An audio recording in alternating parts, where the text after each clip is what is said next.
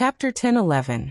Yes, it was the girl Anna who walked in from the door, but now she no longer covered her face with the hood of the cloak, and there was a smile on Anna's face. Welcome back, Anna. Did you go to the old lady's house in the nearby flower shop again? Wuming glanced at Merlin. When he heard Merlin say that Gadotsi and Matthew were sleeping, he also thought that Anna was also sleeping, so he didn't ask where Anna was. In the end, Anna just went out. It could only be said that Merlin played a word game with him. Of course, in the end, it was still Wuming who didn't pay attention to this. Well, I still have to go out. I just came back to put something away. Anna nodded silently. She wasn't surprised that Merlin knew her whereabouts. After all, Merlin was a voyeur. But today, Anna was in a good mood, so she wasn't going to trouble Merlin.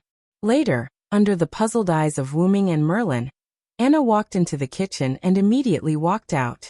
After Anna walked out, Wuming immediately spoke. Anna, I have something to ask you. Anna stopped when she heard this, as if she was a little hesitant. Seeing that Anna seemed to have something to do, Wuming proposed a solution. It's just a very ordinary thing. I'll go out with you. We can finish it on the way. Anna thought about it and finally nodded.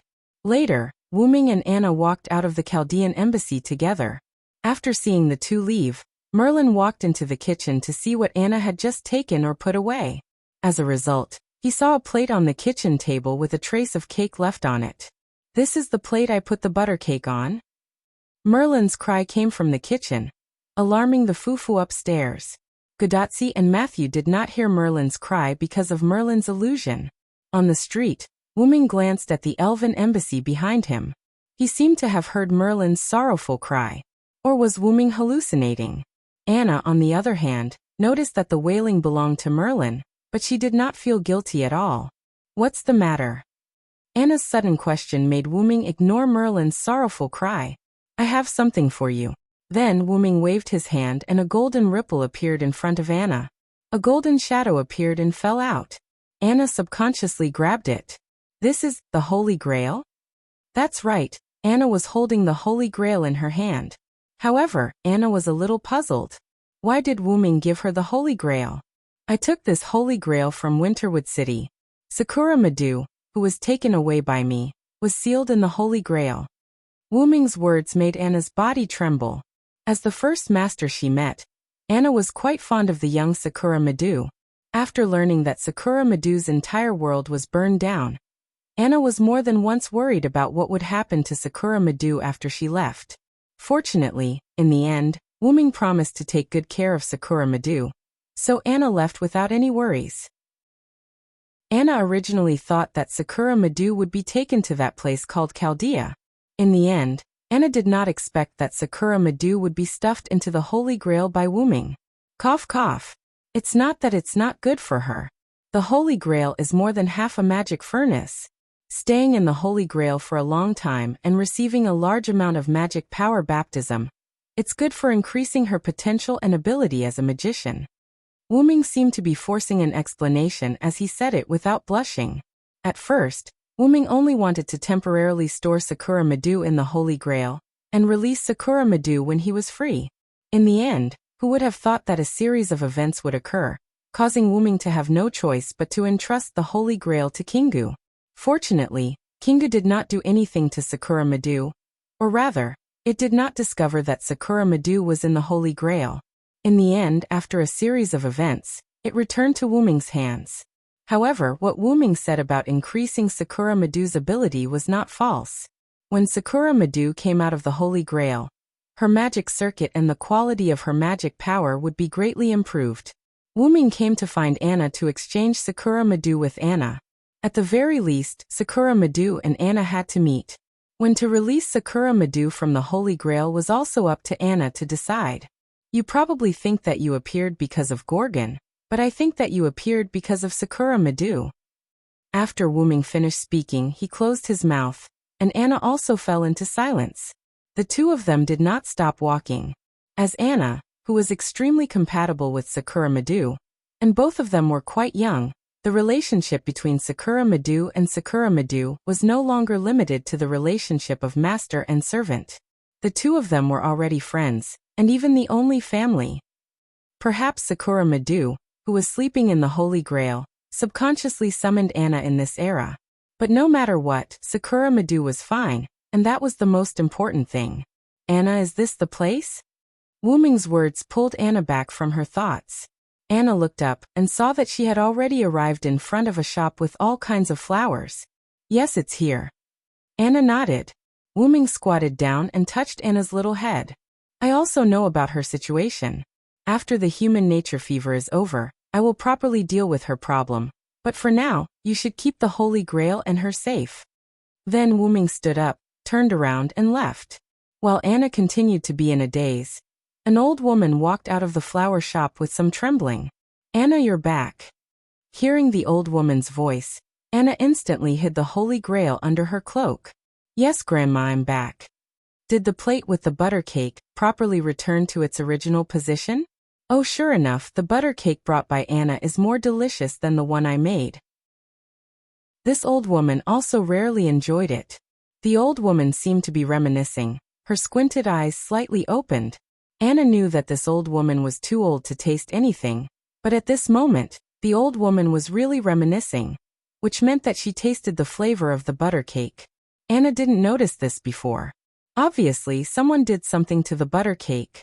Merlin, Anna thought to herself. Yes, I put it back in the kitchen. Grandma, I still think that the butter cake you made is delicious, but next time I will bring you such delicious butter cake again. No need, Anna. This old woman isn't used to such good food. You can keep it for yourself in the future. You are the most beautiful girl I have ever seen. Don't wrong yourself. After all, even if this old woman can safely survive the apocalypse, she doesn't have much time left. Also, if you like the butter cake I made, I will make it for you every time you come. No need, Grandma. You need more rest. I will continue to help you take care of the flowers. Anna continued to chat with the old woman while busying herself in the old woman's shop. The old woman took out a garland when Anna wasn't paying attention. Wu Ming didn't continue to watch, but turned around and left. After all, Wu Ming also guessed what would happen next. Not far away, in the Chaldean embassy, Merlin washed the plate that Anna returned before and put it aside. Then he stroked the head of Fufu, who came beside him without him knowing. So it was Anna who fed you a little before taking away the cake, Casapalug. Chapter 10-12. Wu Ming came to the Uruk wall where the seal of divinity, Dinger, was placed and looked towards the southwest. At this moment, the dark clouds were approaching the Uruk.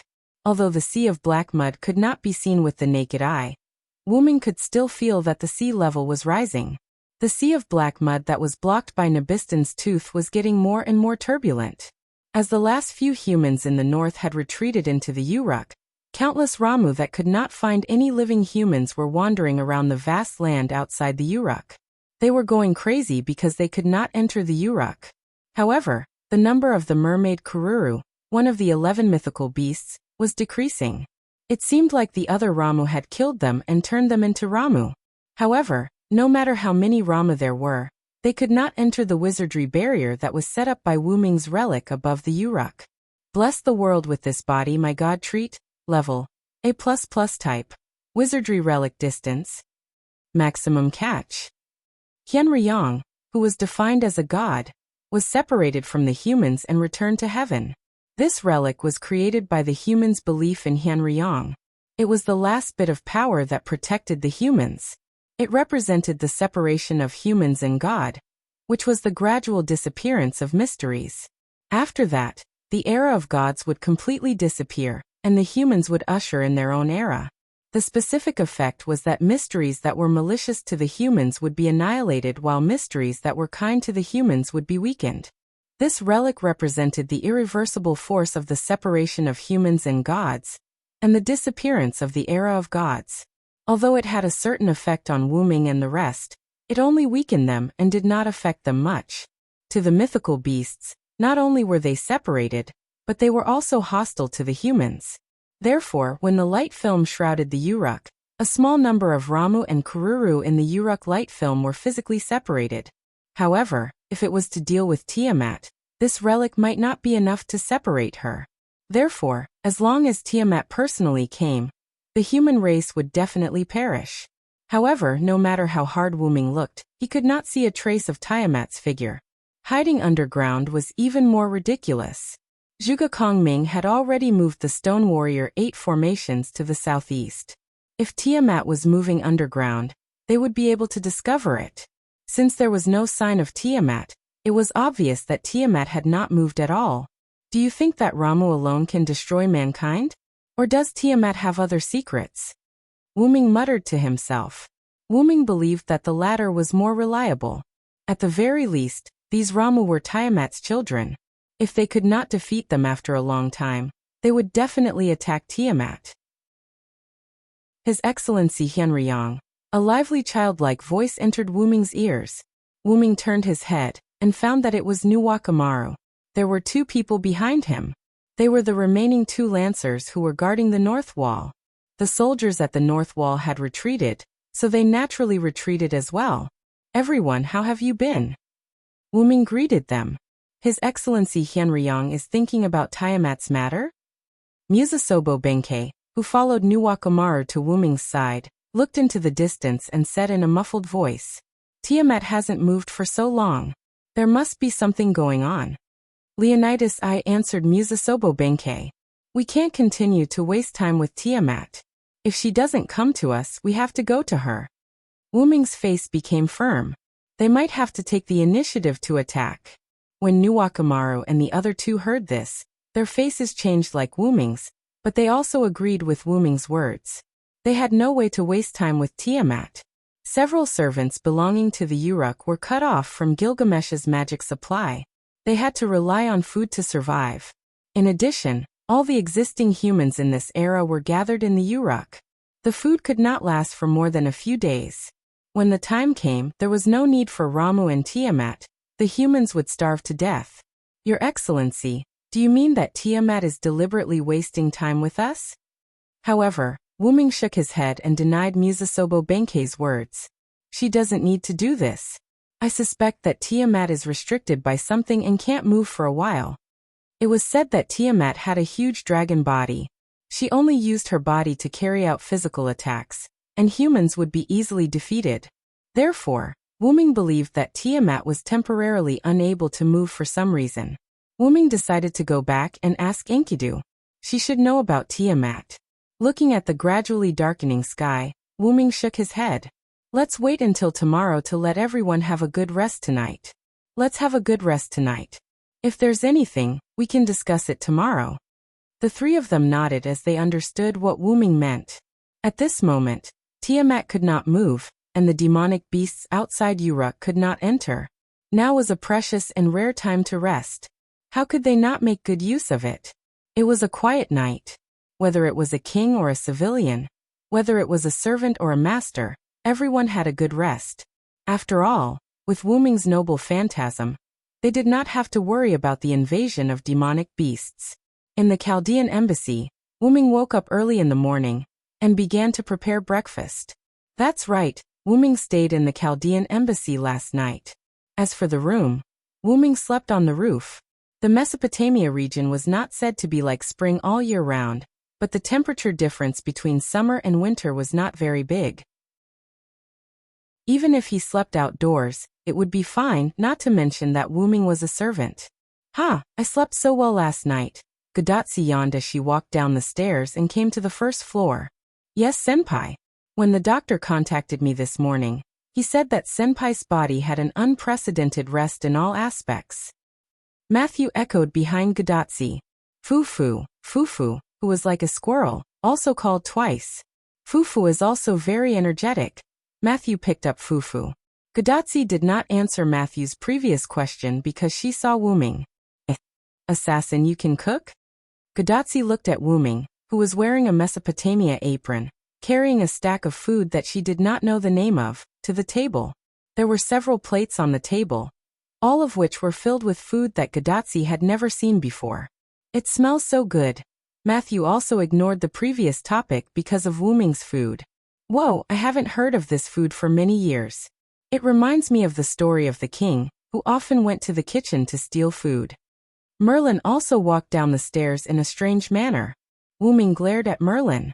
Merlin smiled awkwardly and did not speak again. After all, if it wasn't for Wuming being merciful last night, Merlin would have been the one sleeping on the roof. Is there butter cake? Anna's slightly shy voice followed Merlin's. There is no butter cake, but I made some modern snacks. Anna can try them later.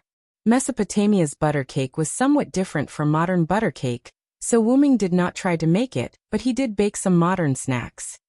Go wash up first. There will be guests later. Guests? Gudatsi and Matthew looked at each other, and both saw doubt in each other's eyes. But it did not matter. They would know later. Chapter 10:13. Everyone came to the table after washing up and sat down. They found that there were more and more dishes on the table, and it didn't seem like the 5 of them could finish it all. Villo-senpai? How many guests are there? Matthew wiped the cold sweat on his forehead and smiled awkwardly. Don't worry, they're here. Wuming pointed to the door, and 3 figures appeared at the door. Miss Nuwakamaru. Mr. Chin. Mr. Leonidas.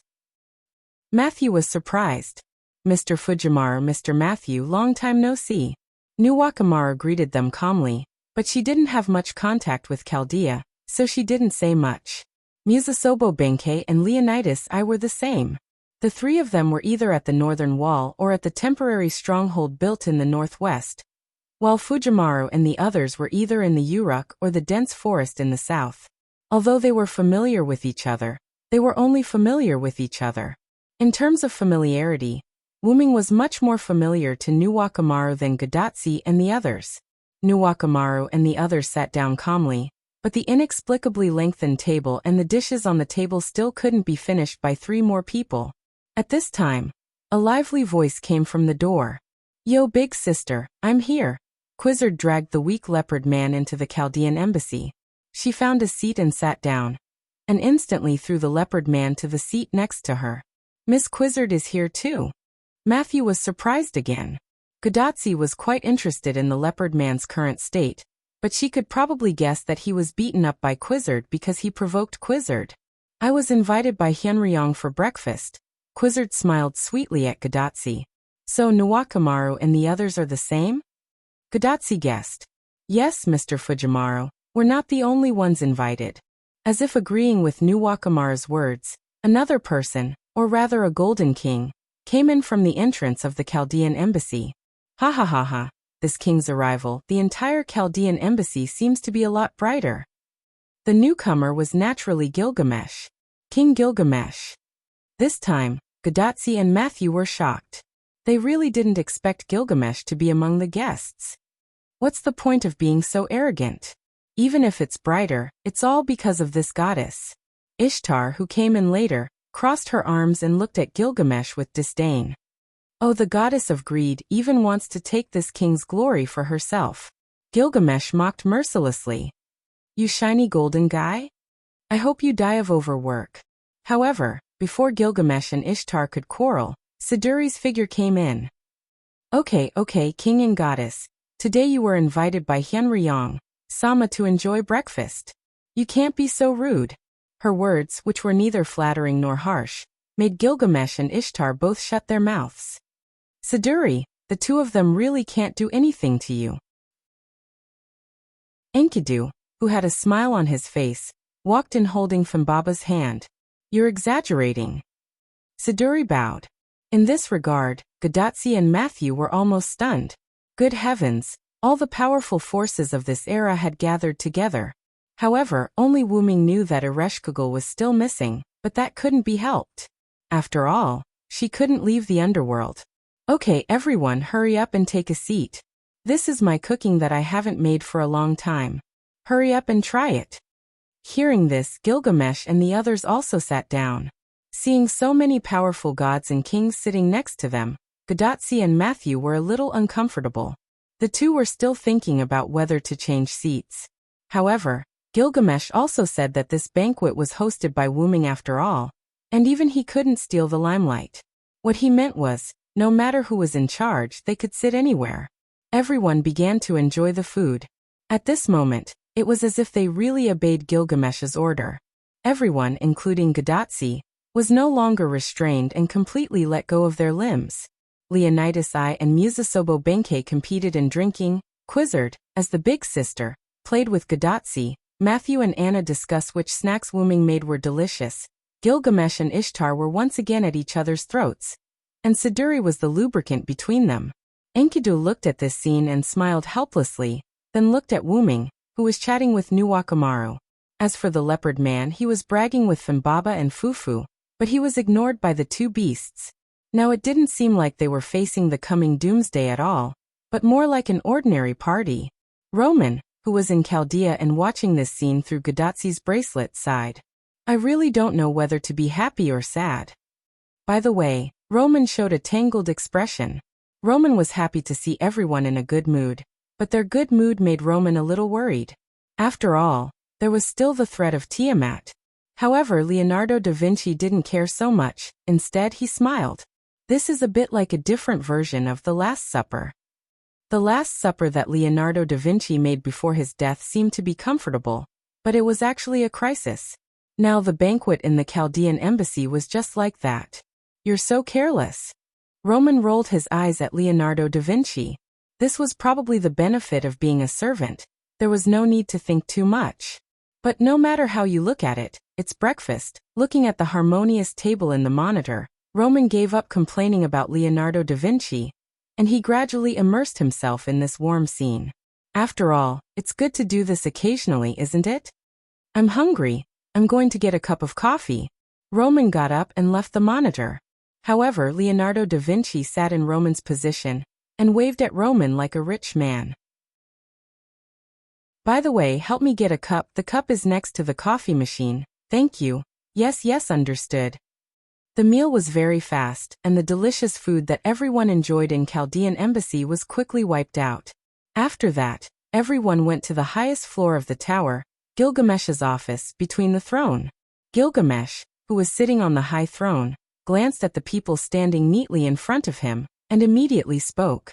So, Tiamat's counterattack strategy meeting, let's start now. Gilgamesh's imposing words entered everyone's ears, and most people's faces became extremely serious. The reason why it was most people was because there were a small number of people who didn't become serious, but showed a surprised expression. Hey! Wait a minute, counterattack? Are we going to counterattack Tiamat? Chapter 10:14.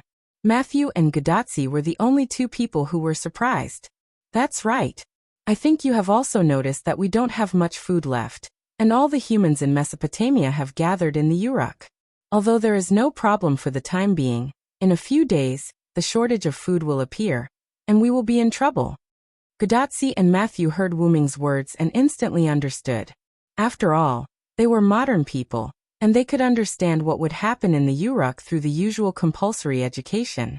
At that time, humans would starve to death because they were trapped in the Uruk without food, and in serious cases there might be riots. After all, appetite was one of the most basic desires of humans, and there was no way to suppress it.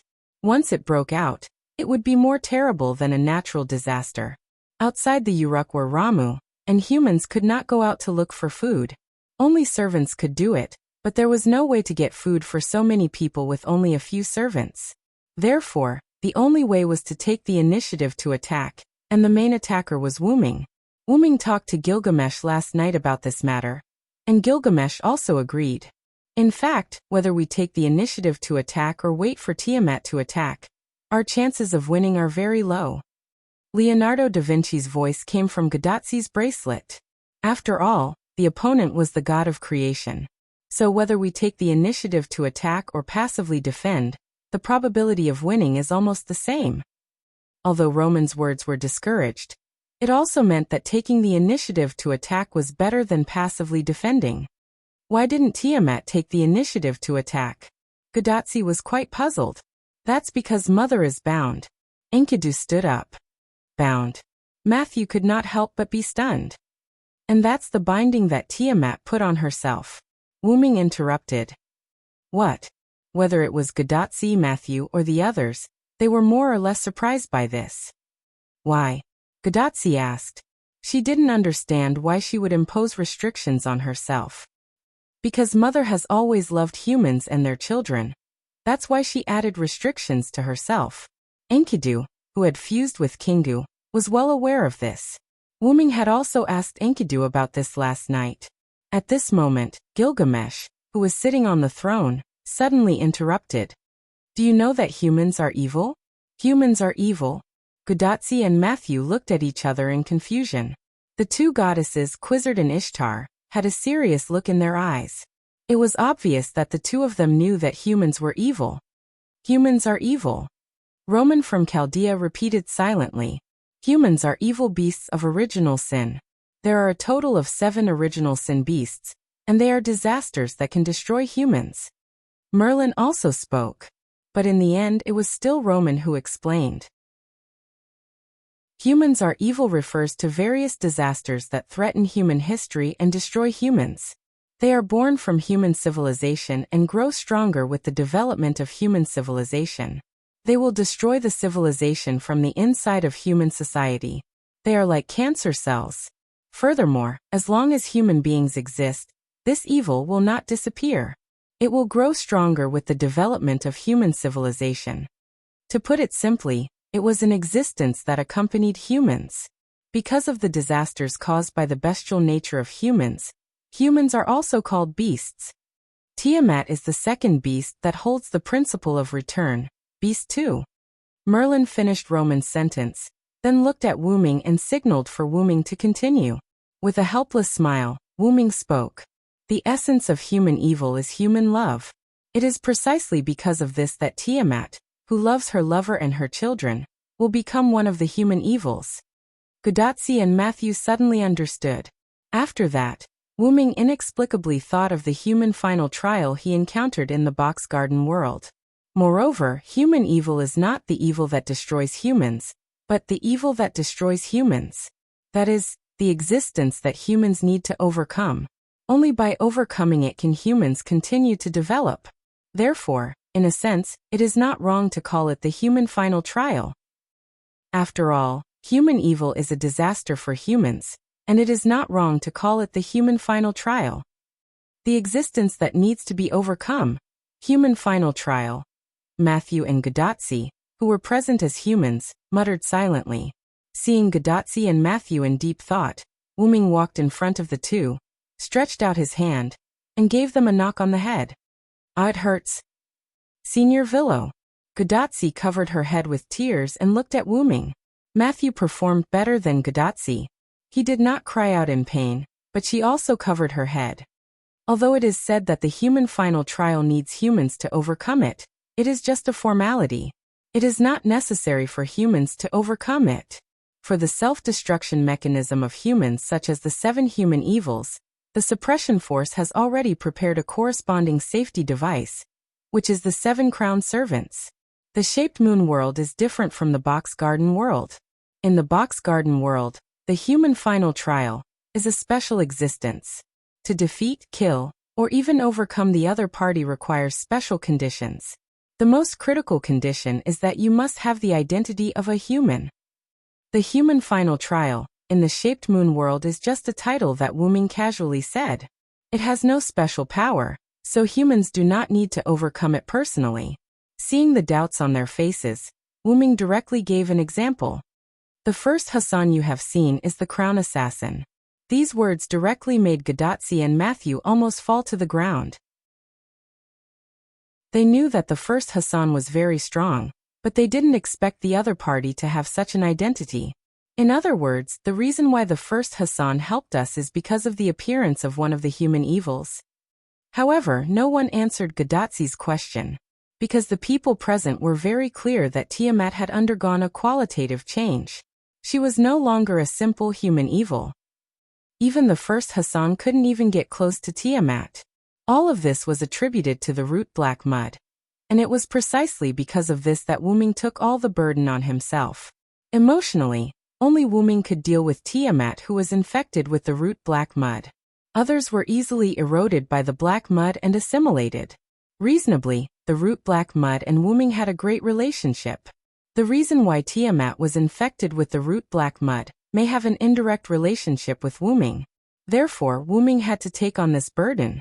In short, my trump card can deal with Tiamat. You just need to be responsible for covering me. Chapter 10:15. Wuming said as he stretched out his hands and rubbed Gadatsi and Matthew's little heads. In fact, Wuming didn't mention one thing. He was worried that Tiamat had other means. Therefore, Wuming chose to let himself, the only one who was not afraid of the blackroot soil, face Tiamat, so as not to let other people have an accident. After being attached by the blackroot soil, in addition to being hostile to Wuming, their own abilities would also be changed or enhanced. That is, the enemy who was already very powerful would become even stronger. As the god of creation, Tiamat was already very strong, and with the blessing of the blackroot soil, she would definitely become stronger, and maybe she would have some new tricks. The best way was to let some people stay in the Uruk. Wuming had already talked to Gilgamesh about this issue last night. Therefore, Gilgamesh directly ordered, "Now let's discuss the problem of grouping. After that, let's face the god of creation and launch the final attack." The humans in the Uruk were still doing their duty, and even most of the soldiers were arranged by Gilgamesh to do something within their ability. Only some soldiers were still guarding the 360-degree city wall surrounding the Uruk, and their task was only to be stationed on the city wall to monitor the movements of the Ramu army outside. After all, ordinary human soldiers were not useful at all in this counterattack strategy. Although it was cruel to say that, human soldiers couldn't do anything in the face of the Ramu army except to die and increase the combat power of the Ramu army. On the city wall in the southwest corner of the Uruk, Gilgamesh, Gadatsi, Matthew, the followers, and several Quizzards pterosaurs gathered together. However, everyone was clearly divided into two teams and stood in front of Gilgamesh. Quizzard, Ishtar, Gadatsi, Matthew, Merlin, Nwakamaru, and Musasobo Benkei were responsible for covering Wuming. Enkidu, Funbaba, Leonidas I, Anna, and Leopard Man were responsible for guarding the Uruk with Gilgamesh. Quizzard and Ishtar were very powerful goddesses, so naturally, they wouldn't choose to stay behind. Although Nwakamaru was a general-like figure, his class was rider, and his mobility wasn't low, he was more suitable for taking the initiative to attack. After Musasobo Benkei overcame his fear, he had to follow Nwakamaru no matter when and where, unless he died. Nwakamaru had to admit that this made her feel very helpless. Although she was very pleased that Sea Lord Changlu had become so brave, there was no need for him to become so excessive. It was almost becoming an obsession. Therefore, Nwakamaru and Musasobo Benkei were assigned to the attack team, and Leonidas I was forced to stay behind because of his strong defensive ability. Enkidu and Funbaba were instructed by Wuming to stay behind, and Anna also stayed behind because of Wuming's concern. After all, Anna still needed to protect the Holy Grail where Sakura Madu was. As for the Leopard Man, he was instructed by Quizzard to stay behind. According to Quizzard's words, don't underestimate the Leopard Man. However, anyone could tell that this wasn't the real reason. In short, Wuming was relieved to have a good defensive team guarding the Uruk. Moreover, there was also Zhuge Kongming, who hadn't shown his face since returning to the Uruk. Wuming believed that even if there was an accident, the Uruk would be safe with the presence of staying behind. As for why Merlin joined the attack team, it was entirely because he was coerced by Wuming. With Gilgamesh and Zhuge Kongming, there was no need for Merlin to stay behind at all. In addition, Merlin had been pretending to be weak, so Wuming, who was a little unhappy, made this decision. Finally, it was Gadatsi and Matthew. Gadatsi and Matthew could stay in the Uruk. There was no need for them to go out and take risks. Although Gadatsi and Matthew's decision was strongly opposed by the two at first, after listening to Gadatsi's reason, the way everyone looked at Gadatsi changed. Human evil needs to be overcome by humans. I won't and don't want to escape. Even if the main attacker was Wuming, Gadatsi believed that as the only master of mankind and one of the last remaining humans, she had to bear witness to all this. It didn't matter even if the end was really death. Wuming was very sure that Gadatsi was touched by his previous words. Although he was worried about Gadatsi's safety, Wuming also felt gratified for Gadatsi at the same time. It was the kind of gratification that one would feel when seeing their younger sister grow up. And not only Wuming, but the others were also touched by this. If Quizzard and Ishtar still regarded Gadotsi as an immature little girl before, now they have regarded Gadotsi as a real qualified master. Matthew was affected by Gadotsi's strong inner feelings and supported Gadotsi's idea. Moreover, as Gadotsi's follower, Matthew had no reason to let his master go to the front line alone. Therefore, Matthew would also follow Quizzard and others to cover Wuming. For the decision of the two, Gilgamesh also praised Gadotsi and Matthew, saying that there really are people in the future who didn't let this king down. At this moment, Gilgamesh faced the people who were divided into two teams and repeated the content of the plan. The defense team will stay with this king in Uruk to prevent accidents or provide support. The attack team needs to take Quizzard's pterosaur to the Persian Gulf, and then fully cover Hyunryong to release his trump card to eliminate Tiamat.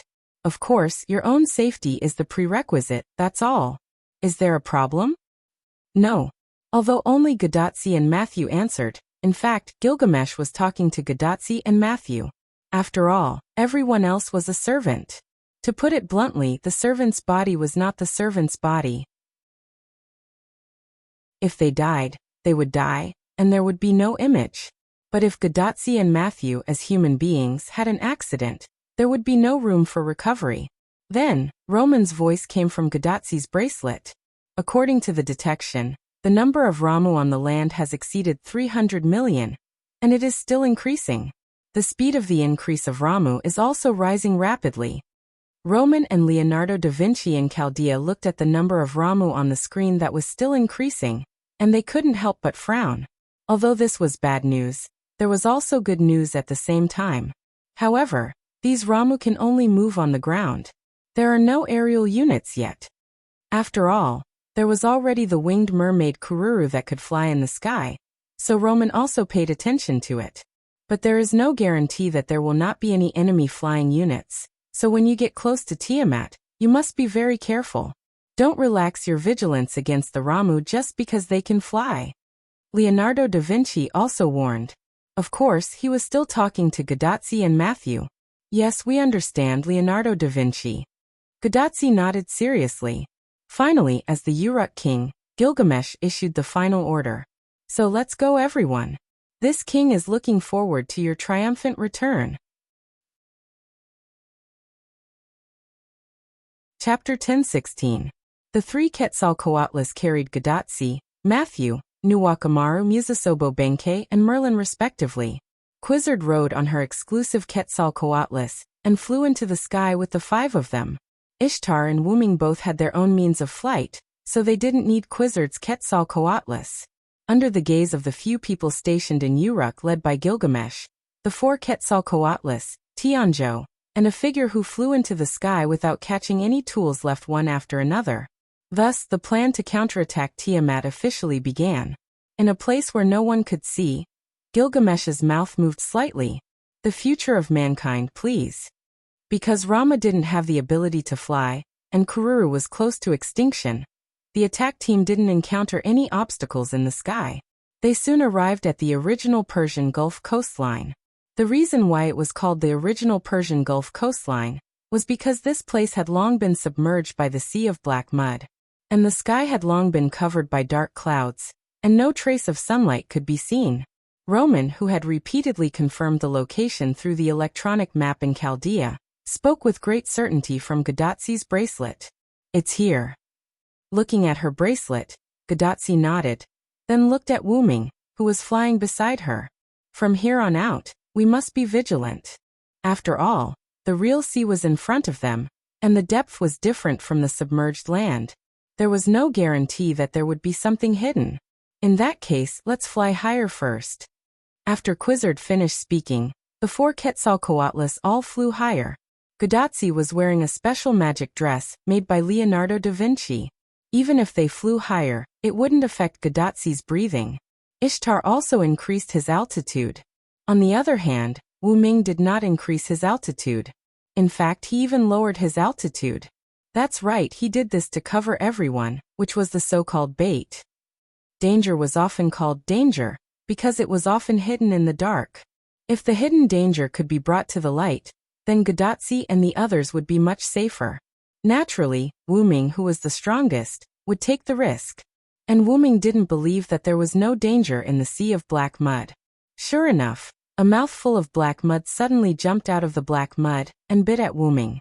It wasn't exactly a bite, because this bloody mouth could swallow Wu-ming in one bite. The assassin. Godatsi, who was high in the sky, couldn't help but shout. She didn't see Wu-ming escape from this giant mouth. Could Wu-ming have been eaten? The answer was of course no. Senior, look over there. Senior Villo is there. Matthew touched Godatsi and pointed to the sky in the distance. Wu-ming's figure was floating there steadily, and beside Wu-ming was a dark purple portal. So assassin managed to escape. I almost forgot about that ability of his. Phew, Godatsi was relieved and took a deep breath. But what is this thing? Gudazi was naturally talking about the big mouth of the muddy basin below. That's the mouth of a magical beast, Ishtar, who was holding Anna on her horse, said quietly as she flew to Godatsi and Matthew's side. The mouth of a magical beast? This frightened the two girls. The mouth below was so big that it could eat 4 or 5 people in one bite. How big was the body of such a magical beast? Godatsi and Matthew weren't the only ones who wanted to see the true face of this magical beast. Others also wanted to know, including Wu-ming. He wanted to see what the true face of this magical beast that he couldn't detect with his mental strength was. At that moment, Wu-ming waved his hand, and a book full of ancient meanings suddenly appeared in Wu-ming's hand. This was a nameless spellbook. Every page represented a magic spell, and the further down the page, the higher the level of the magical beast, and the more powerful the spell was. The book moved without wind, and the pages were flipped. Finally, it stopped on a page. This page represented a supreme spell, and it was the kind that didn't require the skill to be shaken and could be used directly. Then Wu-ming tore off this page and threw it into the portal beside him that hadn't closed yet. Pa! Wu-ming snapped his fingers, and the portal closed immediately. However, in the next second, the huge closed mouth suddenly expanded, then suddenly contracted, and then expanded again. The huge mouth opened towards the sky, and the blue and white light of destruction shot straight into the sky. With the huge mouth as the center, the sea of black mud also shook violently. The light of destruction brushed past the feathered serpent that Godatsi and Matthew were riding, and it gave Godatsi, Matthew, and the winged serpent a fright. Fufu! Fufu suddenly jumped out of Matthew's shield and howled a few times at the huge mouth below. It seemed that he was also frightened. Fufu, did you hide in the storage compartment of my shield again? Matthew's shield had been modified by Leonardo da Vinci. It could be used to store supplies or to store recycled holy grails, and Fufu had hidden in it more than once. Worried that Fufu would accidentally fall, Matthew hurriedly hugged Fufu in his arms. You should have stayed in Uruk, Fufu. However, it was useless to say anything at this moment. The key was the true face of the magical beast with the huge mouth. It was a huge dog. Or rather, it was the World of Warcraft Eulidium. Roar! Due to the influence of Wu-ming's supreme spell, a lot of the black mud on the huge mouth was shaken off. And because of the shaking, the body under the huge mouth was also exposed.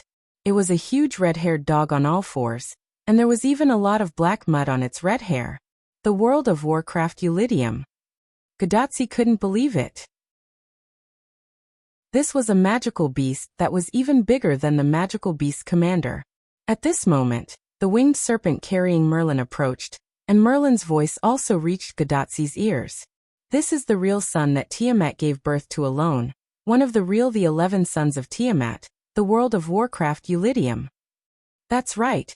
It was neither a mass-produced magical beast nor a so-called magical beast commander, but one of the 11 sons of Tiamat, the World of Warcraft Eulidium. I'm afraid that this Black Sea has already become Tiamat's nest. Roman's voice also came from the bracelet. And Tiamat has probably produced all the other magical beasts, Leonardo da Vinci said. As if confirming Leonardo da Vinci's words, Eulidium howled. Awoo! Accompanied by this wolf-like howl, huge figures emerged from the sea of black mud one after another. Chapter 10:17. One after another, huge figures emerged from the sea of black mud. Black mud fell from their bodies bit by bit, revealing their figures.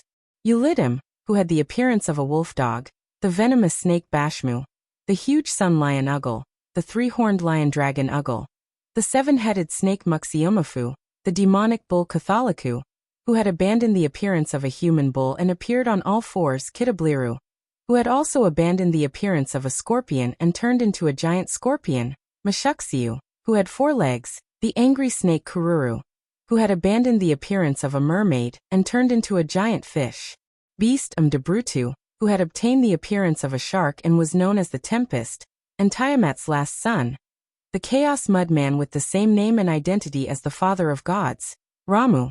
These were the 11 sons of Tiamat. At the same time, they were also the existences that prevented Wuming from getting close to Tiamat. Gudatsi and the others had to protect Wuming from the danger he had to face. Trouble. Even Wuming did not expect that the 11 sons of Tiamat would all appear. However, this was probably the power of the black mud that sped up the birth of Tiamat's new 11 sons. The reason why it was called the new 11 sons was because the real 11 sons had died long ago. Moreover, these 11 magical beasts were more or less different from the ones recorded in the historical myths. At this moment, the bodies of the magical beasts were basically extremely huge, and the humanoid magical beasts had all turned into their beast forms. The formless Debrutu had also turned into a giant shark. Obviously, this was a temporary change made by Tiamat. After all, this was the only way they were real magical beasts. However, Wuming was more concerned about the Ramu. It wasn't much different from the other Ramu in Mesopotamia. At the very least, it wasn't as large as the other Ramu. It was about the same size as the other Ramu, but it was also different from the other mass-produced Ramu. This Rama's body was not as weak as other mass-produced Ramu. On the contrary, this Rama's body was abnormally strong. It was even more fit than a bodybuilder. Wuming was sure that this guy was not just for show, but for real. In addition, this Ramu also had a pair of large wings on its back, but they were curled up, so it was hard to tell how big they were. In short, among the 11 magical beasts, Wuming felt that this Ramu was the strongest. WMBFLL, YBFDFCXXDMQCSDJH, YBFQWLK, CDXMRL. The Rama said something to the other magical beasts, and the 11 magical beasts immediately divided into 2 groups. 5 magical beasts advanced towards the Uruk. Wuming, who could understand the Rama's words, understood the other party's meaning. They wanted to split into 2 groups. One group would go to the Uruk to completely destroy the humans, and the other group would stay to deal with them. It seemed that these 11 magical beasts had not been lurking for a long time. They were probably just born not long ago. Otherwise, they wouldn't have waited until Wuming and the others attacked the Uruk before going to the Uruk. After all, if 11 of them attacked the Uruk together, the Uruk's light film would most likely not be able to stop them. Fortunately, Wuming had the foresight to let Enkidu, Fimbaba, and the others stay in the Uruk. Although it was not foolproof, it was enough. These 11 magical beasts were extremely powerful. Wuming even had the idea that if they fought alone, Quizzard and Ishtar might not necessarily be the opponents of these magical beasts. However, their goal was not to kill these 11 magical beasts. As long as they delayed these magical beasts and let Wuming deal with Tiamat during this time, everything would be over. However, these magical beasts seemed to be quite smart. After the 5 magical beasts left for the Uruk, the remaining 6 magical beasts all rushed towards Wuming. Only Wuming had the ability to threaten Tiamat, which the magical beasts knew very well. However, Wuming appeared next to Gudatsi with a teleportation portal, causing the 6 magical beasts to miss their target. Assassin, what should we do now? Gudatsi was a little anxious at this moment. However, there was no other way, because Roman had been relaying information about the enemy. Each of these 11 magical beasts has magical power comparable to, or even surpassing the Holy Grail. Their strength has even reached the level of the King of Gods. Even Quizzard, the Quetzalcoatl, has a very low chance of winning against one of them. If the goddess Ishtar faces one of them, she is likely to be killed. It's really over this time. Roman's anxious and panicked voice kept coming out of Gudatsi's bracelet. Are these magical beasts so powerful? Matthew was also shocked. After all, she was still immature. She could only sense that these magical beasts were very dangerous, but she did not know how dangerous they were. Don't forget that even Ishtar's father is Tiamat's grandson. These magical beasts are Tiamat's sons. It's understandable that they have the power of the king of gods. Wu Ming's words were not unreasonable. If Tiamat's magical beasts were weak, then they were not qualified to fight against the heavenly gods. After all, they would be killed directly by the heavenly gods. Being able to fight against the heavenly gods meant that the 11 sons of Tiamat were very powerful. It could only be said that the previous magical beast commanders were the weaker versions of these 11 magical beasts, and the mass-produced magical beasts were the extremely weak versions of these 11 magical beasts. These 11 magical beasts were the 11 sons of Tiamat. No, it should be strengthened by the black mud. Otherwise, Tiamat would not have given birth to these the 11 sons so quickly, and these the 11 sons would not have such powerful strength. It could be said that if these 11 magical beasts replaced the original the 11 sons, the scales of victory might have tilted towards Tiamat's side. Therefore, these magical beasts must have been strengthened by the black mud. Assassin, go directly to Tiamat. We'll hold these magical beasts back. Gudatsi made a prompt decision and issued an order. However, as a master, Gudatsi was still too inexperienced. However, Wu Ming shook his head. It's impossible for you to beat these guys. You won't even be able to drag it out for long. Not to mention anything else, Gudatsi's combat power was 0. Even if Matthew was included, excluding Wu Ming, there were only 5 of them, and there were 6 magical beasts here. Roman's words just now were very clear. Quizzard's chances of winning were very low, and Ishtar might even be killed directly. There was one more thing that Roman didn't mention. Even Merlin could only rely on illusion to survive.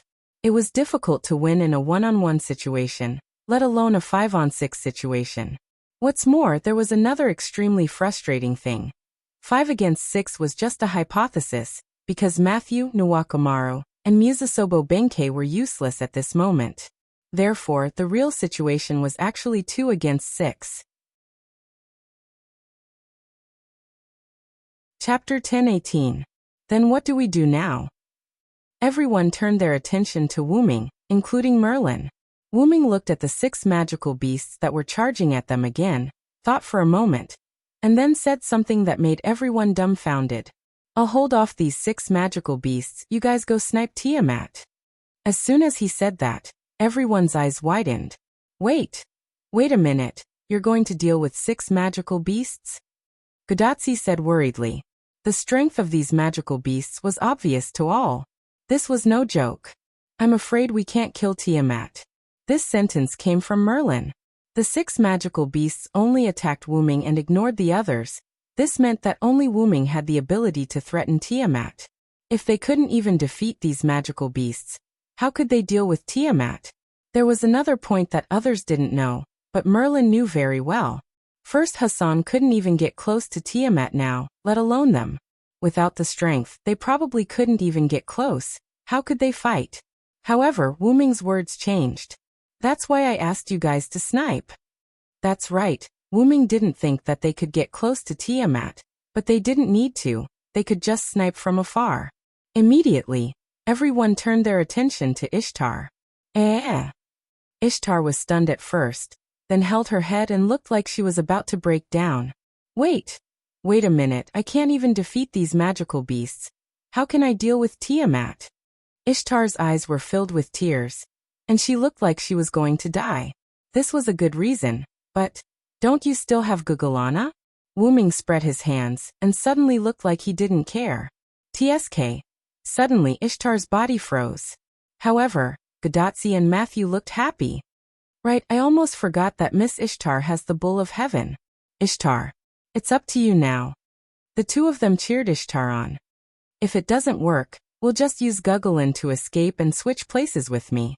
Without waiting for Ishtar's response, Wu Ming turned around and flew downwards. Because the 6 magical beasts had already arrived. Good luck, Mistress of the Heavens, Ishtar. I have high hopes for you.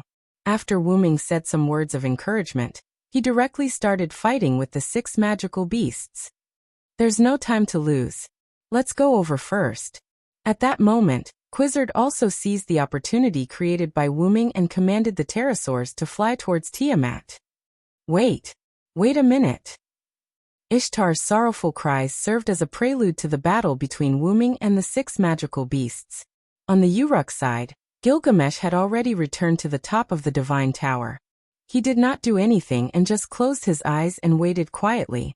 Enkidu and Funbaba were playing by the side, while Leonidas I, Anna, and the leopard man stayed on the southwest wall of the Uruk. At some point, Gilgamesh's aura changed, and then Enkidu spoke. Gil, what are you worried about? However, Gilgamesh, who opened his eyes, shook his head. It's just a bunch of random thoughts. In response, Enkidu smiled mysteriously. In that case, Enkidu decided to change the topic. Sir Hyunryong will definitely succeed. We just need to protect the Uruk, or rather, protect you, the king of humans in this era. It's about time.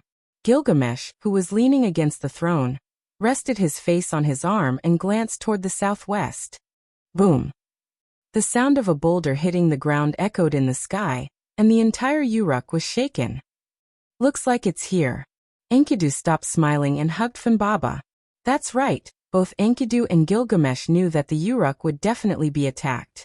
Enkidu's judgment came from following Wuming, while Gilgamesh's judgment was purely clairvoyant. Let's go, Enkidu. This king wants to see how those beasts attack this king's Uruk. Gilgamesh said, standing up with the help of the handrail and walking down the steps. In response, Enkidu smiled helplessly. I told you to stay on the city wall, and now you want to go over. Idiot, how can this king stay on the front line all the time? Although Gilgamesh said so, as his only friend, Enkidu knew that Gilgamesh needed to rest after coming back. Gilgamesh just took a nap, and the reason why Enkidu took the initiative to speak was because he sensed that Gilgamesh was awake. As Gilgamesh's only friend, Enkidu could sense Gilgamesh's condition even through his aura. Okay, let's go. Enkidu, who also understood that Gilgamesh was at Sundara, stopped discussing this topic and followed Gilgamesh with Funbaba in his arms. Outside the southwest city wall of the Uruk, near Nabistan's Fong, 5 huge monsters were constantly destroying Nabistan's Fong, trying to let the sea of black mud flow through. Nabistan's Fong was not strong enough to withstand the attacks of these 5 monsters. Just the collision of their bodies was enough to destroy Nabistan's Fong. The sea of black mud began to move toward the Uruk, and some fragments of Nabistan's Fong that were scattered on the sea of black mud were picked up by one of the monsters. This was a huge bull with a pair of fierce horns. It was Catholic, one of the 11 sons of Tiamat.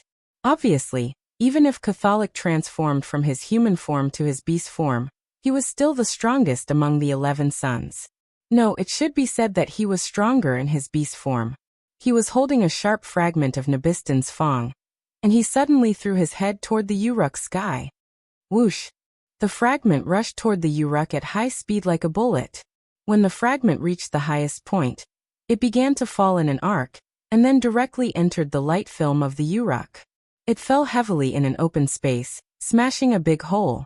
In the middle of the street not far away, there was also a big hole, and in the hole was another fragment of Nabistan's Fong. Obviously, these 2 fragments had entered the Uruk through the same method. But fortunately, these 2 fragments happened to fall in an open space or even on the street, so there were no casualties. As for the humans in the Uruk, under the guidance of the soldiers, they were constantly retreating toward the central tower. A beautiful woman wearing a veil was saying something loudly. Hurry up, everyone, we'll be safe once we enter the tower. This was Siduri, and she was also giving orders. The underground of the tower had space for thousands of people to temporarily take refuge. Although it was a little difficult to let everyone in the Uruk take refuge in it, the other rooms on the ground of the tower could also be used for refuge. As the central building of the Uruk, the tower was naturally strong. As long as they didn't hide on a floor that was too high, even if the fragment of Nabistan's Fong fell, it wouldn't cause any harm to the people hiding in it. At the thought that the people would soon be safe, Siduri couldn't help but breathe a sigh of relief. However, at this moment, a sound of something breaking through the air came from above Siduri's head. Siduri couldn't help but look up. It was another fragment of Nabistan's Fong. and the landing site was where she was. Chapter 10:19. However, before the fragment landed, a purple figure leaped towards the fragment. With a flash of a blade, the fragment turned into fragments and fell to the ground. Are you all right? Anna's figure landed in front of Siduri. Her scythe indicated that it was Anna who saved Siduri. I'm fine, Miss Anna. Thank you so much. Siduri bowed to Anna to express her gratitude. Let's leave quickly. The Uruk is in danger now. Anna blushed and turned her head away. She couldn't help but put on her hood.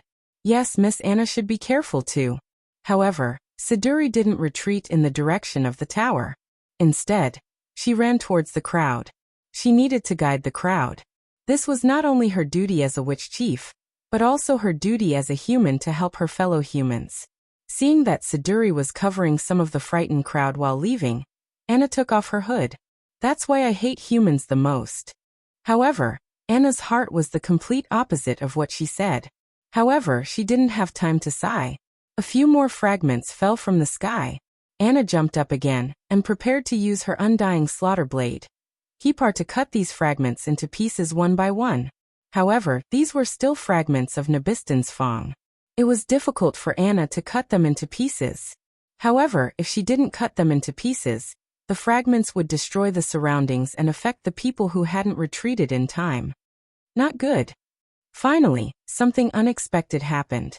A smaller fragment followed behind a larger one. Anna didn't notice it because she wasn't paying attention. Anna, who thought that she had cut the last fragment of Nabistan's Fong, was gradually falling to the ground.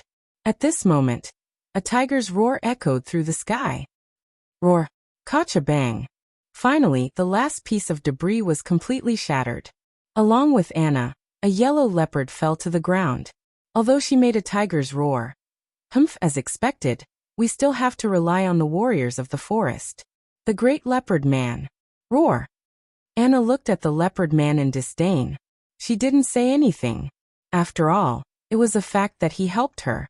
Anna turned to look at the sky. It was definitely not a coincidence that the two fragments had overlapped. Anna was very sure of this. Then there was only one explanation. The enemy's intelligence isn't lower than humans.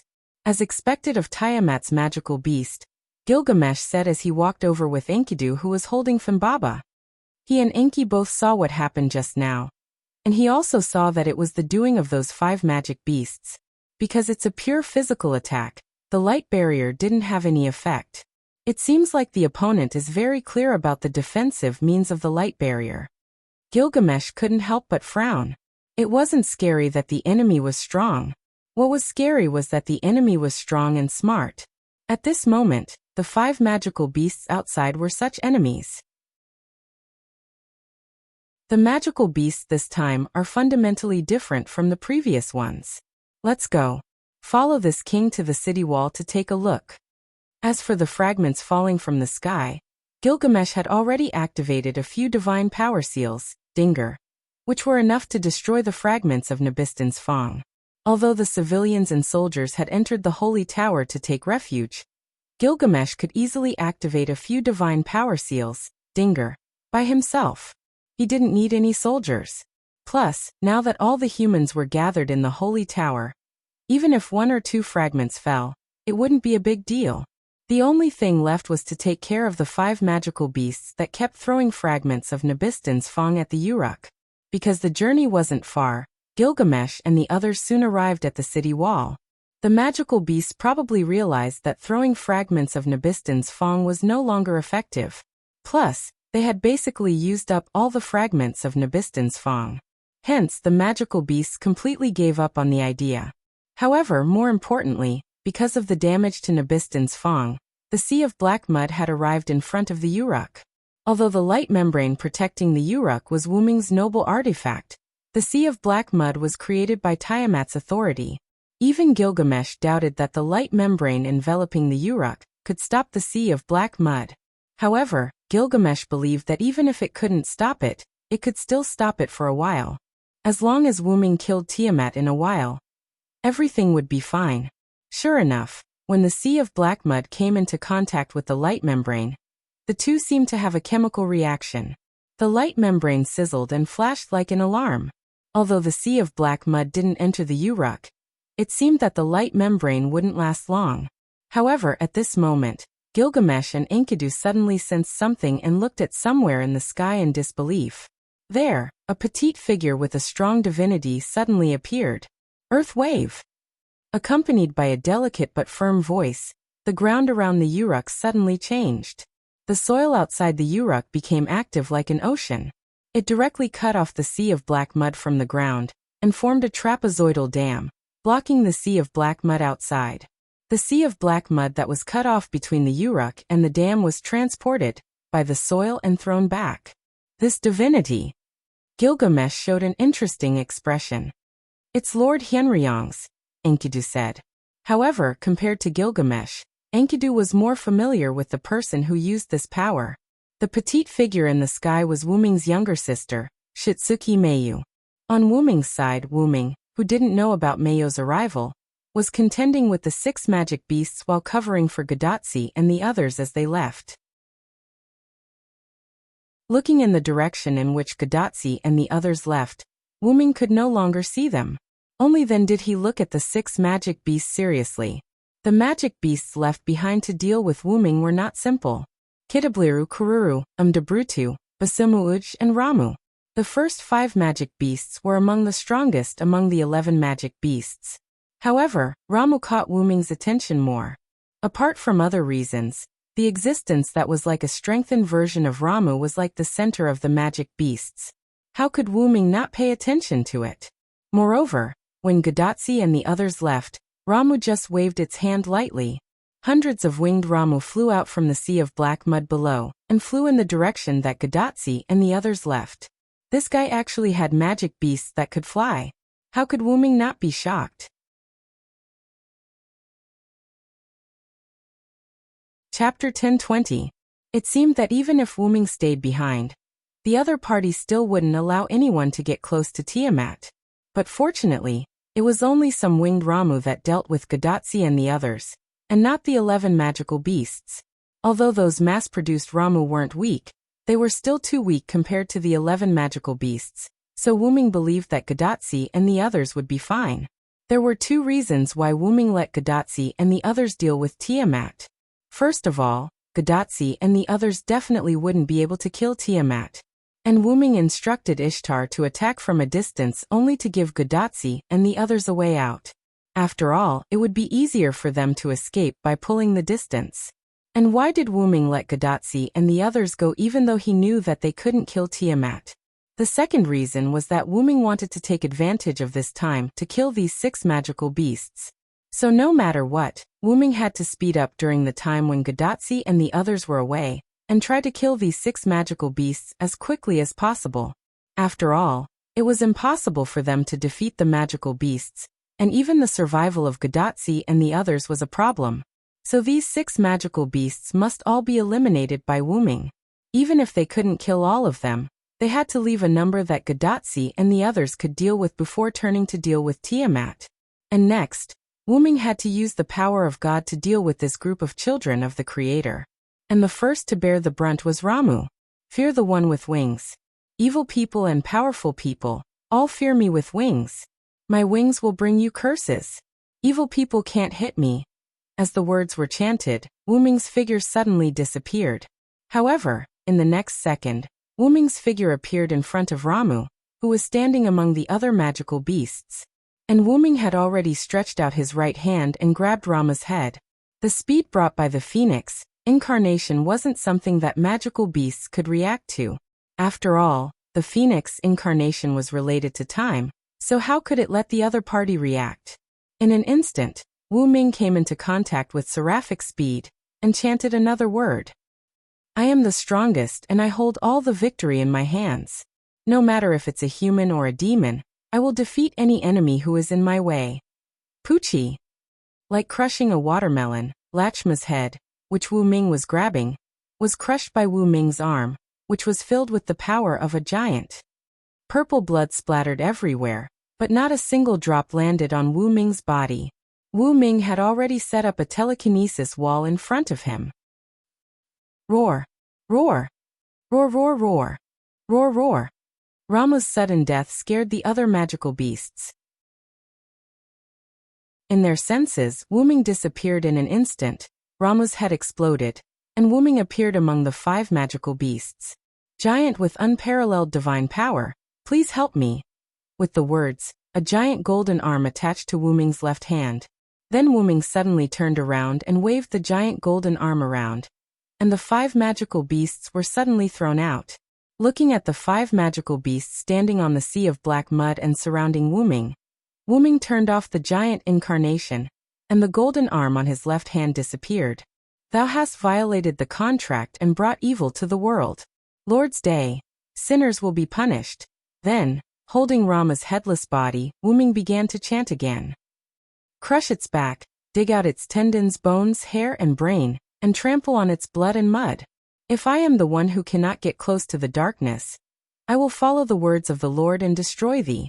Suddenly, something like a black hole appeared on Rama's headless body. In an instant, the body was sucked into the black hole and disappeared. Then, as if quite tired, Wuming shook his right hand. It must be said that Rama's body was as tough as its appearance. It was far from being comparable to the mass-produced Ramu. Although Wuming easily crushed Rama's head, it consumed a lot of Wuming's energy. Wuming's arm was also tired. Otherwise, Wuming would not have changed his arm to attack the other 5 magical beasts. Wuming did not underestimate the 11 magical beasts. On the contrary, they were very important. After all, they came out of the sea of black mud. Using the phoenix incarnation that had never been used in front of magical beasts to get close to Ramu and catch it by surprise. Then, using the giant incarnation, coupled with a trace of the power of the source of the black mud, he successfully crushed Rama's head. Finally, he used the annihilation incarnation to destroy Rama's headless body. After all, a magical beast's vitality was very strong. However, Wuming could not guarantee that Rama did not have any special abilities. Wuming was afraid that the headless Ramu could come back to life.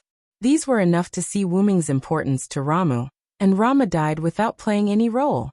No, thinking about it carefully, it was still useful. The other 5 magical beasts knew about Wuming's methods. If Wuming wanted to use this method to kill other magical beasts, it would most likely not work. However, even so, it was worth it to kill Ramu, who gave Wuming a sense of importance. Rubbing his right wrist, Wuming looked at Baxiomu. Baxiomu was his next target. After all, Wuming had 12 incarnations.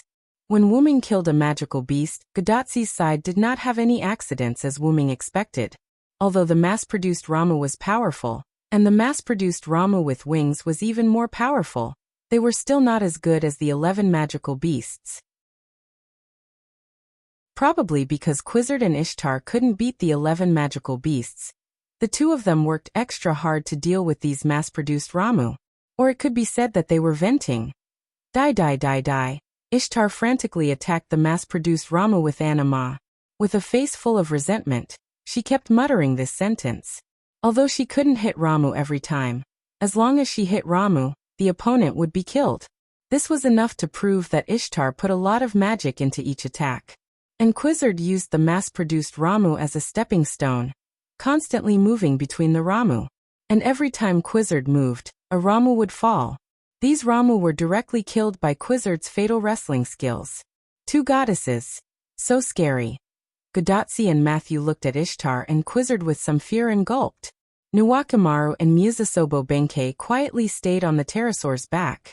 Because the 2 goddesses were venting, although they didn't have a chance to attack, they had some free time. Ahahaha, almost all the enemies have been wiped out. Merlin laughed. Sure enough, after Merlin finished speaking, Godatsu found that there was only 1 Ramu left. And it seemed to be dumbfounded, flying there motionlessly. But it didn't matter. Anyway, this Ramu had to face the 2 goddesses venting. When it finally reacted, it couldn't help but shudder. Then, a golden light flashed, and it fell into darkness. Chapter 1021. The last Rama died after being attacked by the 2 goddesses. Ishtar, who couldn't find a target, stopped shooting, and Quizzard, who also couldn't find a target, returned to the back of her pterosaur. At this moment, everyone flew side by side. I'm in a good mood, that's right, the two goddesses smiled like goddesses. Gudatsi and Matthew couldn't connect the two goddesses at this moment with the previous two. Gudatsi simply changed the topic. I don't know how Assassin is doing. While talking, Gudatsi showed a trace of worry. After all, the 6 magical beasts were difficult to deal with for Ishtar and Quizzard, so it was natural for Gudatsi to be worried. Senpai, I believe that Senpai Villa will be fine. After all, he has always been very reliable. Matthew clenched his small fist and nodded to Gudatsi. In this regard, Ishtar also agreed. Matthew is right. That guy won't do anything that he isn't sure of. Since he chose to deal with the 6 magical beasts, he must have his reasons. Since Ishtar said so, I think Hyunryong will be fine. But I didn't expect you to have so much confidence in Hyunryong. Then Quizzard also interjected, but her tone was quite mocking. I don't have confidence in him. But if Hyunryong can be defeated so easily, I won't be unable to defeat him for so long in the past. Ishtar crossed her arms and looked proud. Everyone, now is not the time to quarrel. Nuwakimaru said something, but her face was a little ugly. Similarly, Musasobo Benkei, who was still silent, also looked a little ugly. We probably have a problem. At this time Merlin, who was on the back of the pterosaur next to Gudatsi, suddenly pointed to the front. His expression was a little ugly. There was no other reason than the place Merlin had pointed to. Gudatsi and others looked at the place where Merlin pointed. It was dark. The clouds in the sky gradually turned into dark clouds, and the sky gradually turned scarlet. Under the alternating black and red sky, the Indian Ocean connected to the Persian Gulf was dark. No, it wasn't the Indian Ocean, it was the black mud. The black mud connected the sky and the sea, not metaphorically but a real connection. In front of everyone, from the surface of the sea to the black clouds in the sky, it was as if a wall of black mud had formed. All they could see was black mud and nothing else. In a sense, the water and the sky, was black. Because the surrounding environment had been turning dark, and Gudatsi and others' attention was attracted by Ishtar and Quizzard, they didn't notice this scene. The black mud that formed the water and the sky was faintly creeping. Anyway, in Gudatsi's opinion, it was quite disgusting. She now understood why Merlin frowned. After discovering this situation, Quizzard had already stopped the pterosaurs and even faintly retreated. Then Roman's panicked voice came from Gudatsi's bracelet. Quizzard, retreat quickly. At that moment, Quizzard didn't care whether Roman's words were correct or not. She immediately waved her hand, and the pterosaurs made a sharp turn and flew backward. Gudatsi, who didn't react for a moment, even fell on Matthew due to inertia. Sitting up again, Gudatsi looked at her bracelet in confusion. Doctor, what's wrong? That's right, they only saw the black mud that was the same color as the sky, and there was still some distance between them. Why were they in such a hurry to leave? It was as if the danger was already near them. I don't know what you saw. Chaldea can't receive the image since you went deep into the Indian Ocean, but fortunately, the instrument is still working as usual. Roman, who was in Chaldea, wiped the sweat on his forehead that appeared out of nowhere and answered Gudatsi word by word. The instrument detected that there was a huge amount of magic everywhere around you just now. No, to be precise, you are in a space full of huge magic and your surroundings are still like this. To make an analogy, you can imagine that you are in the Holy Grail, although the tone was also very serious. Even at a critical moment, Leonardo da Vinci still didn't forget to joke. Roman and Leonardo da Vinci's words made everyone recover from the shock, and then they were shocked again. What they realized was that the magic that was being emitted was probably the black mud around them. And the shock was easier to understand. Look carefully, the distance around us seems to be dark. Ishtar frowned. The pterosaur had been flying behind them, but they didn't seem to have moved at all. If that's the case. Gudatsi's eyes widened. In the end, Quizzard said a guess that was likely to be the truth. Maybe we have entered a special space like what Leonardo da Vinci said. They were shocked because they seemed to be trapped. On the coast of the Persian Gulf, Wuming, holding the holy sword, stood on a huge red-haired monster that looked like a wolf or a dog burning with holy flames. The reddish-yellow flames and the color of the monster reflected on Wuming, who was standing on top, and looked particularly sacred. After confirming that the body under him was cold, Wuming raised his hand and waved. The sword of salvation released a ray of light and shone on the body. In an instant, the flame transformed by the sun suddenly burned. He was going to use the flame to burn the body of the demonic beast. Every time Wuming killed a demonic beast, he would use various means to destroy the body to prevent them from suddenly resurrecting. Then, Wuming could not help but look at the direction where Gadatsi and the others left. It has been so long. Why hasn't Ishtar activated her noble phantasm? There was still a connection between Ishtar and Wuming. Once Ishtar activated her noble phantasm, Wuming could easily feel it. Wuming, who felt that something was not right, was a little uneasy. It seems that there is no time to deal with the remaining 2 demonic beasts. That's right, Wuming did not kill the 6 demonic beasts. After Wuming killed Ramu, he successively killed Baxiomu, Debrutu and Ulidim. Only Musamafu and Kururu were left. Kururu could fly, which meant that it was more agile than Baxiomu and the rest. Musamafu, on the other hand, was cunning and cherished his life.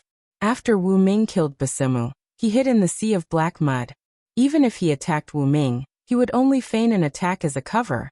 After that, he would immediately dive into the depths of the sea of black mud, allowing Umudaburutu, Ulidim, and Kurulu to take charge of the main attacks.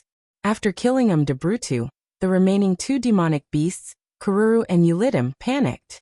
The body under Wuming that was about to burn out was Ulidim's.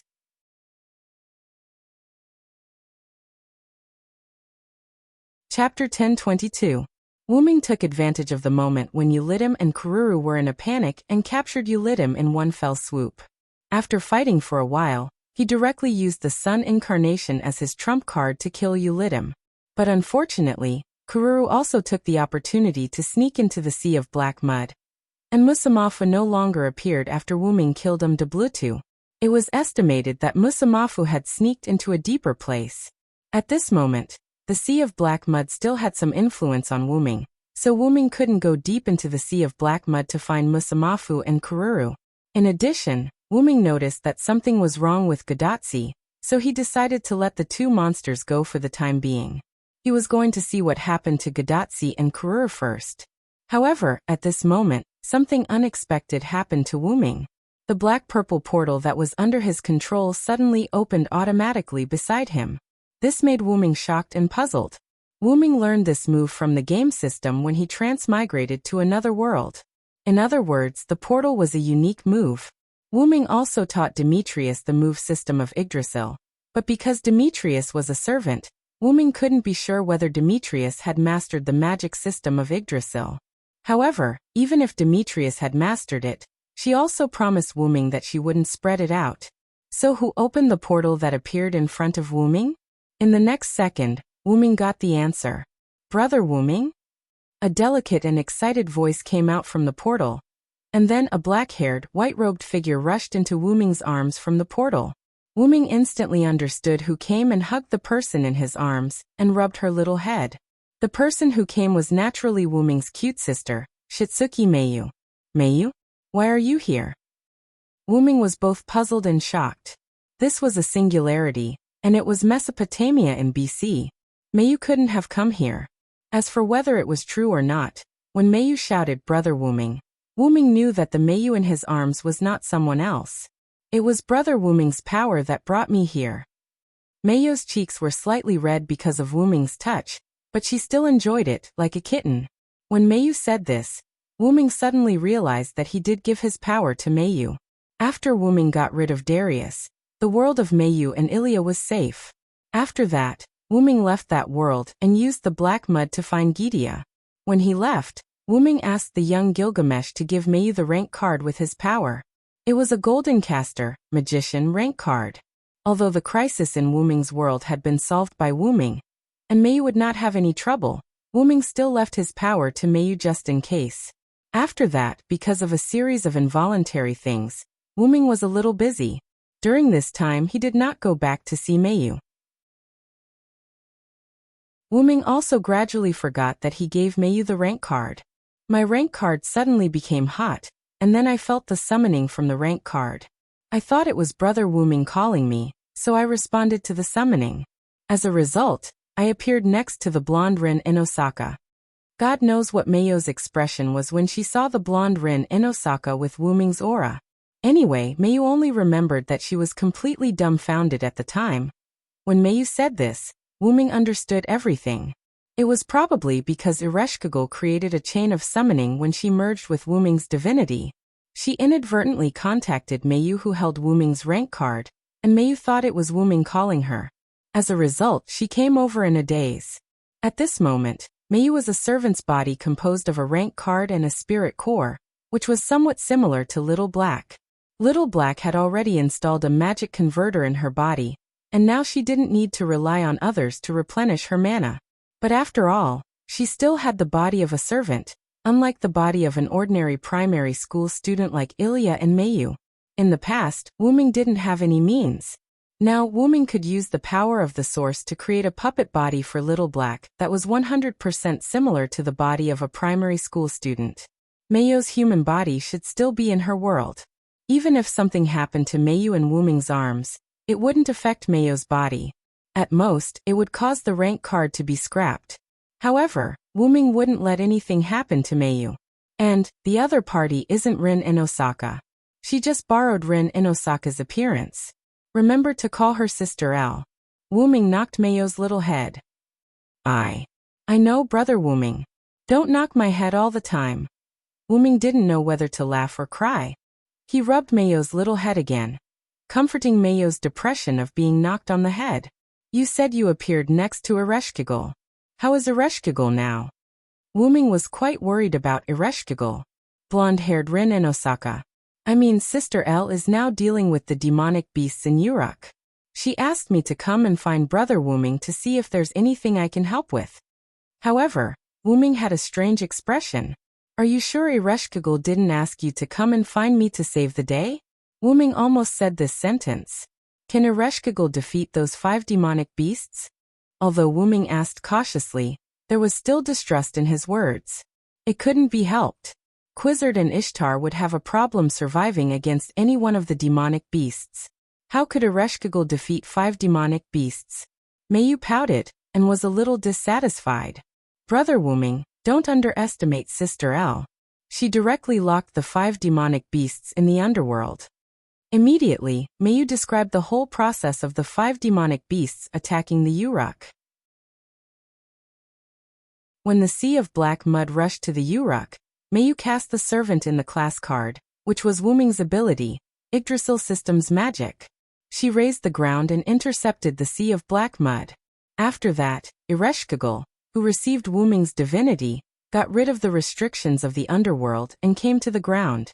However, Ereshkigal still had a trace of her own divinity, so the underworld still protected Ereshkigal.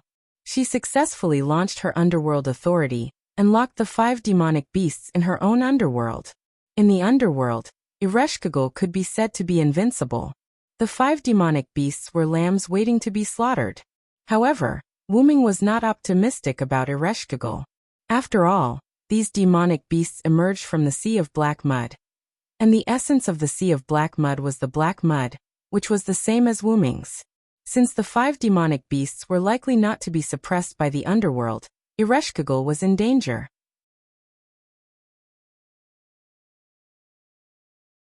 Chapter 1023.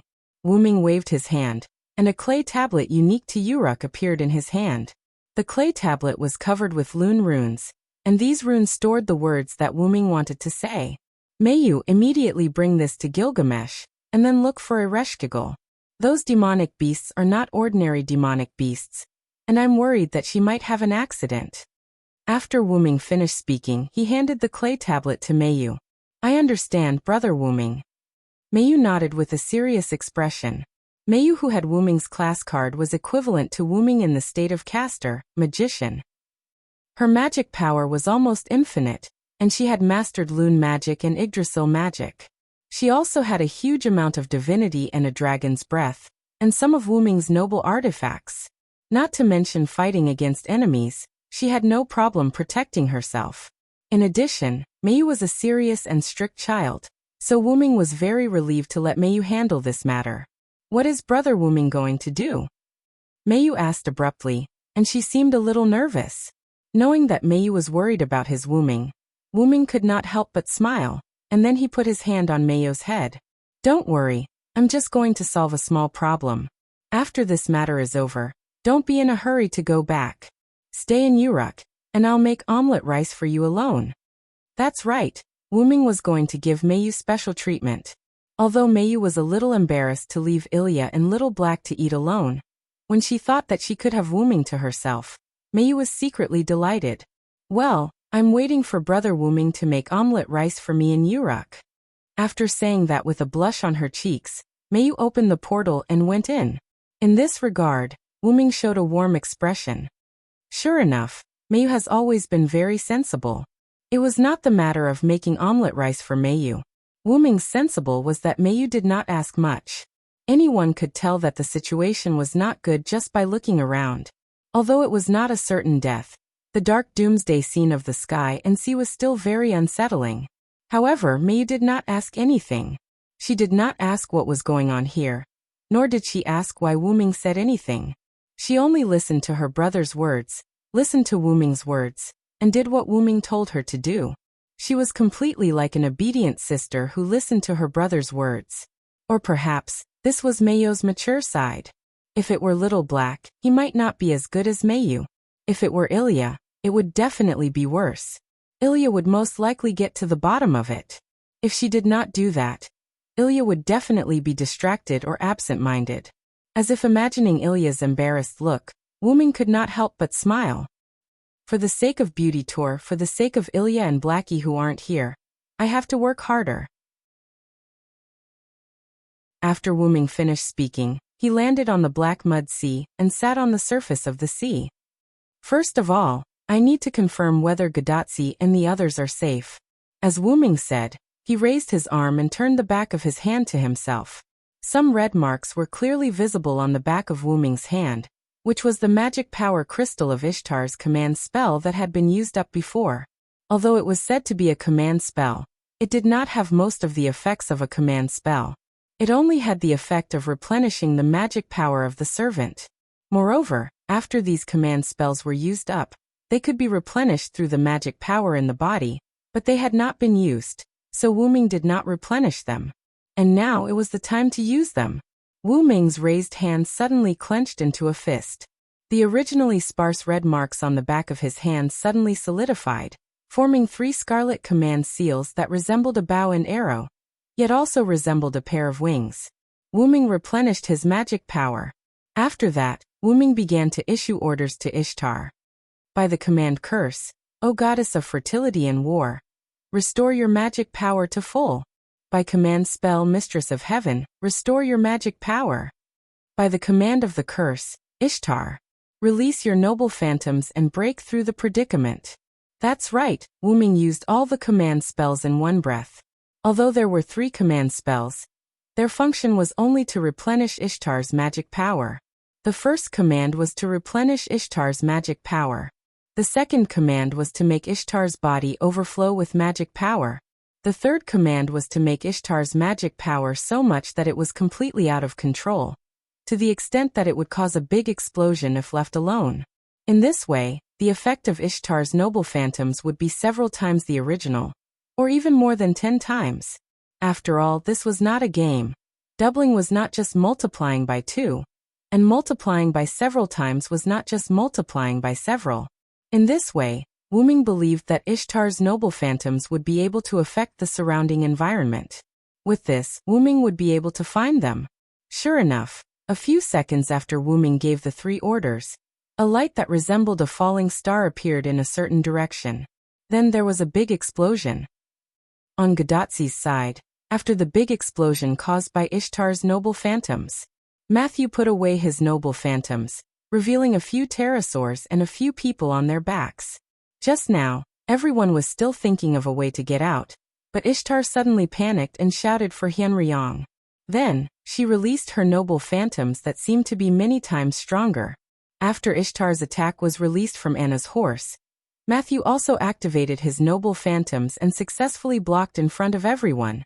blocking the aftershock. TSK. Ishtar is indeed powerful.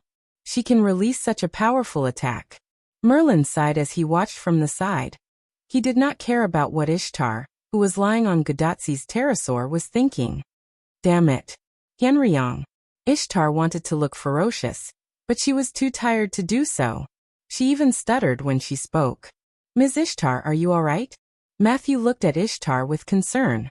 However, Gadatsi interrupted. Matthew, you blocked the big explosion just now. Are you hurt? Matthew shook his head. I'm fine, senior. Ms. Ishtar's noble phantoms were launched far away. I only blocked the aftershock. But just the aftershock alone scared me. Quizzard was the one who spoke now. I didn't expect Ishtar to release such a powerful attack. If there were levels, Ishtar's attack could be categorized as EX.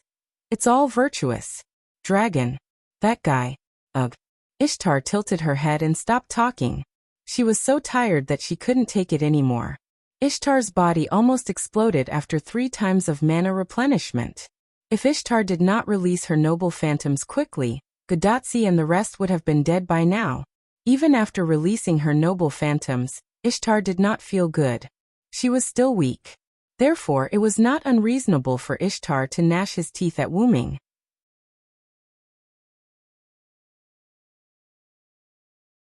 Chapter 1024. His Excellency Hyenryong must be looking for us, Musasobo Benkei said. It could only be said that Wu Ming was worthy of the existence of the new army. Not only did Wu Ming understand, but Nyoruawan also understood Wu Ming's intention early on. His Excellency Hyenryong is right. If not, we wouldn't have found the exit. Following Nuwakamara's gaze, a gap appeared in front of them. Unlike the other places, light shone through the gap. They were indeed trapped, but Ishtar's noble phantasm forcefully blasted a hole in the black mud. Not only did Wu Ming get them out of danger, but he could also tell Wu Ming where they were.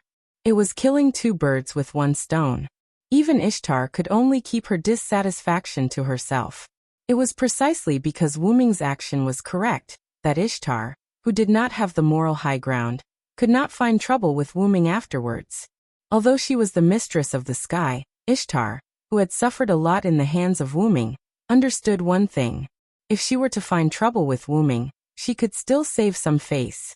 However, if she were to find trouble with Wu Ming, she would definitely be tricked by Wu Ming, just like when she was in the underworld. Let's hurry up and leave, Gadatsi suggested. If there were any accidents later, they would be in trouble. However, that was how trouble would come about. Suddenly, the entire space began to shake. Whether it was the sky, the sea, or even the walls that connected the sky and the sea, everything shook and a black substance began to fall. The sharp-eyed Quizzer was able to immediately tell that the black substance was black mud. Quizzard immediately ordered the pterosaurs. Quick! Pterosaurs, head there at full speed. A few pterosaurs flew in the direction of the gap. They were so fast that Gadatsi had to hold on tightly to their backs. However, the black mud was falling faster and faster. Gradually, the entire space looked like it was raining black mud. The raindrops were the size of a fist. Fortunately, the gap between the raindrops was large and it was not a rainstorm yet. Therefore, they could continue to fly over on the pterosaurs. However, because the pterosaur was jumping up and down and swaying left and right to avoid the rain of black mud, Gadatsi almost couldn't catch it. Fortunately, Mashu was there to help Gadatsi. She didn't let Gadatsi fall down, nor did she let Gadatsi touch the black mud. However, everyone could see that the raindrops were getting bigger and denser. At this moment, the pterosaurs were still halfway to the exit. Although everyone knew that they could not touch the black mud, Quizzard could not help but say, "Everyone, don't get touched by the black mud." However, now that the volume and frequency of the raindrops had increased, it was too difficult to not get stained by the black mud. The first accident happened. Gah! The pterosaur that Nuwakamaru and Musasobo Benkei were riding on was dripped by a drop of the black mud, and let out a scream. Then, the entire pterosaur flew around uncontrollably, and even collided with several drops of rain. Lady Nuwakamaru. Don't worry about me, Miching. Nuwakamaru and Musasobo Benkei's panicked voices came from the pterosaur. Lady Nuwakamaru. Mr. Miching. Matthew shouted nervously. Whoosh. Suddenly, countless petals flew to Nuwakamaru and Musasobo Benkei's pterosaur. It was as if the pterosaur was frozen in place and became quiet. The rain that fell from the sky seemed to have encountered some resistance and was blocked by the petals. In the next second, Merlin flew over on the pterosaur while Musasobo Benkei and Nuwakamaru took the opportunity to jump onto Merlin's pterosaur. Piedra del Sol. The Quetzalcoatl god had released the real phantasm of the Piedra Almanac that was originally in the Temple of Eridu. Although Eric Metropolis was drowned by the sea of black mud, the Piedra god had summoned the Piedra Almanac to her side before Eric Metropolis was drowned. As for the size, it was Quizzard's phantasm and could be changed at will. Flames and lava emerged from a fiery red stone in Quizzard's hand and formed a semicircular protective shield. Quizzard raised it above her head. Everyone come to my side. The protective shield of flames and lava blocked the rain above Quizzard's head and was wide enough to protect the others. The pterosaur that Gadotsi and the others were riding on immediately flew over. Everyone immediately flew toward the gap without stopping. After all, it was better to leave as soon as possible. The pterosaur that was stained by the rain fell into the darkness below as if it had died. After they were safe, Musasobo Benkei took the lead to ask about Nuwakamaru's safety. Lady Nuwakamaru, are you okay? Nuwakamaru half knelt on the pterosaur's back and shook his head to show that he was fine. Diching no Ocean Lord, it's all thanks to you this time. Nuwakamaru knew that she was almost stained by the black mud. Although it was just a little bit of black mud. Who knew how the black mud eroded? Was it instant assimilation? Or did it need time? No one knew, and no one would try. What are you talking about, Nuwakamaru? As long as you're okay. Musasobo Benkei, who was half kneeling on the pterosaur's back, lowered his head silently as if he was dead. This gave Nuwakamaru a shock. Similarly, Gadotsi and Matthew, who were on the pterosaur's back, were also shocked. Mr. Diching? Diching. Quizzard, who was using her noble artifact, and Ishtar, who was exhausted, did not have time to care. However, Merlin, who was riding on the same pterosaur as Musasobo Benkei and Nuwakamaru, seemed to have noticed something and squinted his eyes. However, Musasobo Benkei lowered his head and spoke. Lady Nuwakamaru, I have something to ask of you. Hearing Musasobo Benkei's voice, Nuwakamaru was relieved. What's the matter? As long as he was not dead, everything was fine. Can I ask you to die? After Musasobo Benkei finished speaking, he instantly got up and slashed at Nuwakamaru with his Bicento. What? Gadotsi and Matthew widened their eyes when they saw this scene. They could not react at all. Not only them, but even Nuwakamaru could not react. After all, Nuwakamaru did not expect Musasobo Benkei to assassinate him. This was not a dereliction of duty as a general on the battlefield. Instead, it was natural for him to lower his guard around someone close to him. However, the attack was still blocked. Clank.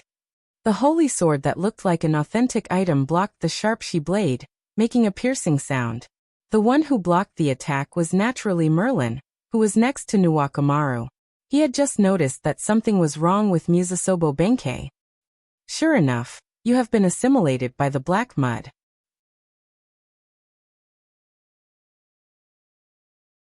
Chapter 1025. Following Merlin's words, everyone looked at Musasobo Benkei, who was holding his Bicento and preparing to slash. Musasobo Benkei's skin was originally the color of a dead person, and his thick eyelids were not something a normal person could have. But at this moment, Musasobo Benkei did not look like a normal person. Black lines could be vaguely seen on Musasobo Benkei's skin like tattoos, and a chaotic aura filled Musasobo Benkei's body. And at the back of Musasobo Benkei's neck, there was an obvious black mark. It was the mark of the black mud after it dried up. There was no doubt that he had been stained by the black mud when the pterosaur lost control. I didn't expect the black mud to be able to assimilate instantly. Merlin frowned, then used his sword to lift Musasobo Benkei's Bicento, then stabbed at Musasobo Benkei. However, Musasobo Benkei jumped off the pterosaur's back and stood on something black, bathing in the rain of black mud. It was a pterosaur, a black pterosaur. It was the pterosaur that had fallen below and was eroded by the black mud. This is really surprising. I didn't expect Sir Merlin's swordsmanship to be so outstanding. Merlin's move was not easy to block, so Musasobo Benkei chose to retreat. Senior, please be careful. Matthew, who reacted at this moment, immediately held his shield in front of Gadatsi and Ishtar, and looked warily at Musasobo Benkei, who was standing on the black pterosaur. Quizzard knew what had happened, but she did not move and maintained her lava shield. However, the pterosaurs collectively sped up again. They had to leave the range of the rain of black mud first, or they would be in an extremely disadvantageous situation no matter what they did. Musasobo Benkei went from, the pterosaur lost control due to the black mud, to assassinating Nuwakamaru in less than 10 seconds. There was no doubt that he had been assimilated by the black mud, or Tiamat's authority, in these 10 seconds or even shorter. To be honest, this assimilation speed scared Quizzard. How could there be such an exaggerated ability in this world? Quizzard did not know that Tiamat's ability was most likely strengthened by the black mud, so she could only be amazed. He wasn't sure if the assimilation speed had anything to do with one's strength, but he was afraid that he would be done for once he was infected. Therefore, he had to leave the range of the rain of black mud. However, the black pterosaur, at the same speed, at the same time, the pterosaur was not far behind Nuwakamaru's. At this moment, Nyoruawan spoke. When Nuwakamaru's state of mind was unusually good. She did not break down because of Musasobo Benkei's assimilation. Instead, she talked to him very calmly. Merlin silently took a few steps back, leaving space for Musasobo Benkei and Nuwakamaru to talk. The moment I asked you about your situation, I felt the existence of Mother. That is the supreme truth, the true Buddhist kingdom that saves all living beings from suffering. When he said this, Musasobo Benkei was clearly a little excited. No, it should be crazy. Lord Nuwakamaru, I want you to return to Mother's embrace with them, and you should be in front of them. Unfortunately, you were stopped by Sir Merlin. As if he had really missed something important, Musasobo Benkei shook his head regretfully. Stay here and let this penniless monk send you to see Mother. With that, Musasobo Benkei raised his hand and grasped at the gap. Countless black mud filled the gap. The gap began to heal quickly. At this moment, Musasobo Benkei could actually control the black mud. This gave everyone a fright. It was not easy to open a gap in this black mud space. Once it closed, who knew how to get out? It was hard to say whether Wuming could find them again. Everyone come to my side. Quizzard called out to the crowd. Merlin was the first to jump onto Quizzard's pterosaur. Then Nuwakamaru jumped onto Gadatsi and came to Quizzard's side with Matthew, who was carrying Ishtar. Feathered serpent god pterosaur, full speed ahead. Quizzard's pterosaur that everyone was riding suddenly accelerated and tried to speed out with the other pterosaurs that were following closely behind. However, Musasobo Benkei smiled slightly. You can't get out. I'll wait for you here. Indeed, as Musasobo Benkei said, when everyone was still a short distance away from the gap was almost closed. However, just when everyone was helpless, a black-purple ripple suddenly appeared in front of the pterosaurs that were flying at high speed. The pterosaurs, Gadatsi, and the others plunged into it, and the portal immediately closed. Seeing this scene, Musasobo Benkei could not help but frown. His Excellency Hyunryong? At this point, the gap was completely closed without a single gap. A second ago, in the world outside the gap, Wuming floated in the air and opened the portal. In an instant, a few pterosaurs that were not small flew out.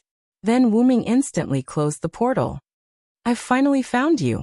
Wuming looked at Gadatsi and the others who were on the pterosaur's back. Assassin, you're finally here. Gadatsi's face lit up with joy. I arrived just in time. If I was any later, I wouldn't have been able to save you. When Wuming arrived, he happened to see Gadatsi and the others flying toward him in the darkness. He saw that there was a gap that was rapidly closing, so Wuming directly opened a portal on the path that the pterosaurs had to pass through. That was how he managed to save Gadatsi and the others. I understand the situation now. You guys can return to Uruk first. Leave the rest to me. When Wuming saw Musasobo Benkei standing on the back of a black pterosaur, he guessed that he was probably assimilated by the black mud. However, just when Gadatsi and Matthew wanted to say something, Merlin suddenly became serious. "Are you ready?" "I'm ready." This was Wuming's answer, and he was quite certain. "Then I'll leave it to you." In this regard, Wuming did not say anything and only nodded. Gadatsi and Matthew also shut their mouths and did not speak again. "I won't leave. I want to stay." Nuwakamaru suddenly interrupted rather calmly. Without a doubt, she chose to stay because of Musasobo Benkei. "You might die." Wuming answered her simply. "I'm sorry, Your Excellency Hyunryong. I've made up my mind."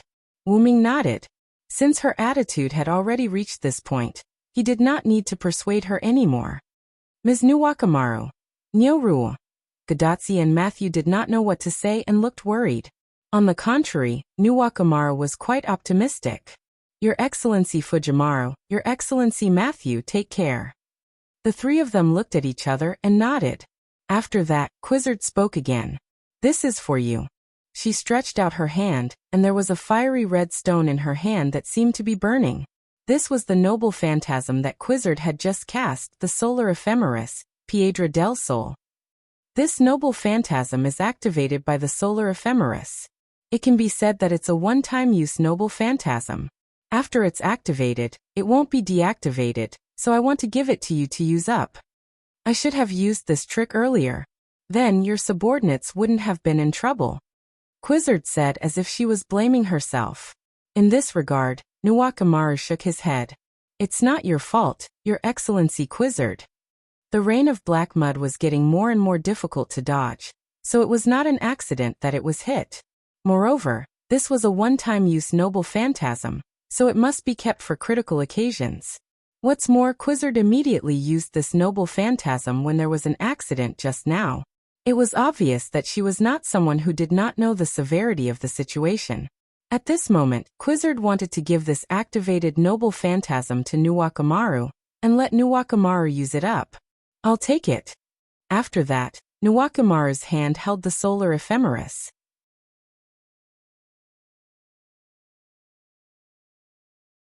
Chapter 1026. Wuming opened the portal to Uruk and let Gadatsi and the others go back. Before they left, Ishtar, who had recovered a bit of strength, complained to Wuming, as if Wuming had done something to her. After closing the portal quickly, Wuming looked at Nuwakamaru, who was not present. At this moment, Nuwakamaru's right hand was clenched into a fist, and smoke was coming out of it. That was the sign that the solar ephemeris was causing damage to Nuwakamaru's body. Or rather, the spirit base. "You really don't have to do this." Wuming spoke again, although he knew it was useless. "The Ocean Venerable followed me to the end this time, so I can't leave him behind." Then Nuwakamaru changed the topic. "By the way, Sir Hyunryong, have you prepared your trump card?" Wuming nodded and looked in the direction he came from. "Almost, but I still have something to do, and you're here." What Wuming meant was that Nuwakamaru could help Wuming complete this matter. "Please tell me, sir. I will not hesitate to go through water and tread on fire." At this moment, Nuwakamaru was like a loyal warrior, waiting for the king's order. Wuming smiled at this. "It's not that serious. I just need you to force Tiamat out." "Force her out?" Nuwakamaru was stunned. What should she do? And Wuming looked at her hand, or rather, the solar ephemeris in her hand. "I need you to burn the black mud." On the other side, on the sea of black mud, Wuming sat cross-legged on the sea with his eyes closed, as if waiting for something. However, Wuming's shaking fingers showed that Wuming was not just waiting. He was constructing a tactic to summon his trump card. That trump card was not his noble phantasm. He needed the help of Kalis, who was in the route, to complete the summoning of this trump card. The reason why Kalis did not say much was that she was focusing on perfecting this trump card. The one who went to rescue Gadatsi and the others was Wuming's doppelganger, which was transformed from a dependent. Except for the only weapon that could not be replicated, Wuming's doppelganger had 100% of Wuming's strength. Other than saving Gadatsi and the others, Wuming's clone had another mission. Wu-Ming's trump card still needed a primer before it could be used. Only when Tiamat truly appeared would he be able to use it. Thus, luring out Tiamat was another mission of the doppelganger. Coincidentally, Quizzard had given the solar almanac to Nuwakamaru, so Wu-Ming's doppelganger did not need to do anything else other than use the solar almanac to burn the black mud. Although there was no way to completely burn the black mud, Wu-Ming speculated that as long as a part of it was burned, Tiamat would definitely appear. Wu-Ming guessed that this black mud was most likely something that belonged to Tiamat's body. Thus, as long as a part of it was burned, Tiamat would definitely appear. Wu-Ming, on the other hand, only needed to wait quietly and design a supportive tactic. Suddenly, the eastern side of the sky turned red, and the light of the fire soared. It was obvious that Nuwakamaru had begun to use the solar almanac to burn the sea of black mud. And it was also at this moment that the entire sea of black mud, as well as the space of black mud in the southeast where Gadatsi and the others had been trapped, began to produce powerful magical fluctuations. And along with this powerful magical fluctuation, Wu-Ming's trump card, which he had prepared long ago, also began to form a connection with this world. Is Tiamat about to come out? Wu-Ming opened his eyes and looked in the southwest direction, then looked at the sea of black mud beneath him, and took a deep breath. The moment had finally arrived. Wu-Ming was about to activate this trump card that had been born out of a sudden whim. Let's begin, Kalas. Yes, master. After the conversation, Wu-Ming's body seemed to have given up all resistance and accepted the gravitational force, sinking directly into the sea of black mud. On the other side of Wu-Ming's clone, Nuwakamaru fell into the sea of black mud, and the solar almanac in her hand burned the black mud around her. The black mud dissipated at a speed visible to the naked eye, but this could be said to be harmless to the sea of black mud. However, calling out Tiamat only required a little stimulation. Whether or not the black mud could evaporate was not within Wu-Ming's consideration. It was just like how mosquitoes sucking blood would not cause much harm to humans, but humans would always react when they realized that their blood was being sucked. Feeling the increasingly turbulent magical power around him, Wu-Ming's clone nodded silently, then waved his hand and opened a teleportation portal beside Nuwakamaru. That's enough, Nuwakamaru. Return to Uruk. What's next is not something you can handle. Wu-Ming shouted at Nuwakamaru. Nuwakamaru's spiritual base was gradually collapsing as she released a relic that did not belong to her. If this were to continue, there was no doubt that she would leave. Wu-Ming did not want to kill Nuwakamaru. However, Nuwakamaru did not seem to hear what Wu-Ming said as she continued to release the flames and lava from the solar almanac. Nuwakamaru's face was a little twisted. It seemed like Nuwakamaru's mental state was not very good, and she was probably on the verge of turning evil. Wu-Ming controlled the teleportation portal to swallow Nuwakamaru, leaving the solar almanac alone. Wu-Ming's clone went to the solar almanac and held it with one hand, injecting a large amount of magical power into it. Since it was a one-time relic, Wu-Ming's clone decided to inject magical power into it before the relic lost its function completely until the solar almanac could no longer take it or dissipate it. The solar almanac was getting more and more ferocious as it received an endless supply of magical power. Countless flames and lava were surging as if they were going to destroy the world, constantly devouring the sea of black mud. This time, it was no longer a mosquito bite but a venomous worm bite. Then, before the solar almanac could self-destruct, the entire sea of black mud went berserk. Like a deep-sea monster that appeared from the ocean, the sea of black mud soared into the sky like a dragon sucking in water. It was so fast and its range was so wide that it was shocking. Wu-Ming's clone, who was in the range, escaped through the teleportation portal at the last moment with the solar almanac and arrived at where Wu-Ming was previously.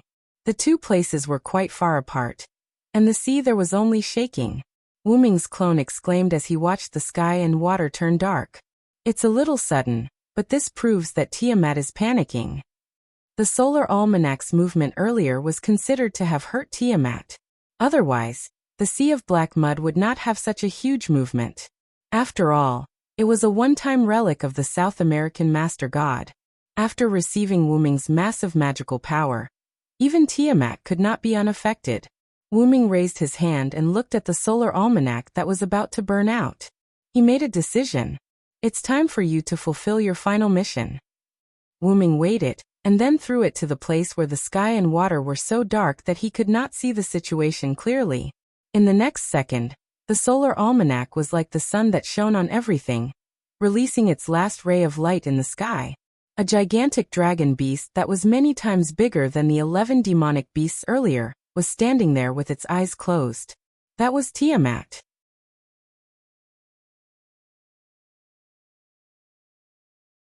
Chapter 1027. Tiamat's body was covered with black mud. At a glance, it was pitch black without any extra color. Her forelimbs were on the ground in the posture of a beast, and only her mouth was faintly visible with an exaggerated degree of crack. This oppressive feeling, as expected of the goddess of creation. Wu Ming's doppelganger's tone was full of emotion. It couldn't be helped. Anyone who saw this scene would feel the same way, such as Gadotsi and the others who were far away in Uruk. Because of Wu Ming's vigilance, the 5 magical beasts trapped in Ereshkigal's underworld didn't do anything. After Mayu brought the letter to Gilgamesh, Gilgamesh allowed Mayu to take part of the combat power to the underworld to investigate. After that, Mayu took Enkidu, Fimbaba, and Zhuge Kongming, who rarely came out, to the underworld. According to Zhuge Kongming's idea, he restudied the seal of divine right, Dinger, and wanted to find a magical beast to test it out. The 5 magical beasts were indeed as Wu Ming said. The underworld didn't restrict them. Ereshkigal almost failed. Fortunately, Mayu arrived with reinforcements, and Zhuge Kongming's new seal of divine right, Dinger, was also verified. The price was that the 5 magical beasts died. After that, Ereshkigal didn't continue to stay in the underworld, and Zhuge Kongming also didn't stay in the house. At this moment everyone, including Ereshkigal and Zhuge Kongming, and those who returned to Uruk, gathered on the southwest city wall, looking at Tiamat's figure in the distance, which was illuminated by the solar calendar stone. Although a large sea of black mud formed Tiamat's body, there was still a large sea of black mud spreading on the ground, and it didn't seem to decrease at all. That's Tiamat. Gadotsi's throat moved. Obviously, she was surprised and afraid of Tiamat. Even Quizzard, Ishtar, Ereshkigal, and other goddesses felt a trace of fear. It was enough to show how powerful Tiamat's deterrence was. Tiamat appeared in the depths of the Persian Gulf, which was the Indian Ocean region. It was thousands of miles away from Uruk city. However, even so, because of Tiamat's huge body, Gadotsi and the others could see Tiamat from Uruk. Before this, everyone in Uruk was ordered by Gilgamesh to stay in their homes or temporary residences to pray. They were not allowed to go out and ignore anything that happened outside. Therefore, Tiamat's appearance didn't cause any panic among the humans in Uruk. That's right. That huge dragon beast is the creation mother of Mesopotamia, Tiamat. Merlin walked to the front as a commentator. Tiamat's body was used to create the world, which means that her body must be huge. However, this size is beyond my imagination. Roman's sarcastic voice came from Gadotsi's bracelet. However, now wasn't the time to talk about this, right? How are they going to fight such a huge Tiamat god? Doctor, can you still track Assassin's location? Before thinking about how to fight Tiamat, Gadotsi was first worried about Wu Ming. No. It's too far away. Plus, the black mud has a disruptive effect. There's no way to detect Hyunryong's location. However, at this moment a young voice came into everyone's ears. Brother Wu Ming is fine. Mayu looked into the distance with eyes full of trust. Although everyone was baffled by the fact that she was Wu Ming's sister, Mayu's aura was indeed Wu Ming's. It couldn't be fate. Brother Wu Ming saved my world and Ilya's world. At the same time he also saved me, Ilya and Blackie. Brother Wu Ming saved everyone. This time I believe that Brother Wu Ming will also save everyone. That was the trust between Mayu and Wu Ming. As soon as those words came out, everyone was no longer worried about Wu Ming. Even their fear of Tiamat was reduced a lot. Following this atmosphere, Merlin, who acted as a commentator, spoke again. The beast of original sin has appeared. The human's evil will lead to the appearance of the crown servant. In addition, The appearance of one evil will lead to the birth of another evil. The crown servant has already appeared. The next thing to be born is a new human's evil. Thus, to fight against the beast of original sin. Merlin's words were ethereal and deeply rooted in people's hearts. The entire Uruk seemed to have heard it, including Gadotsi and the others beside Merlin.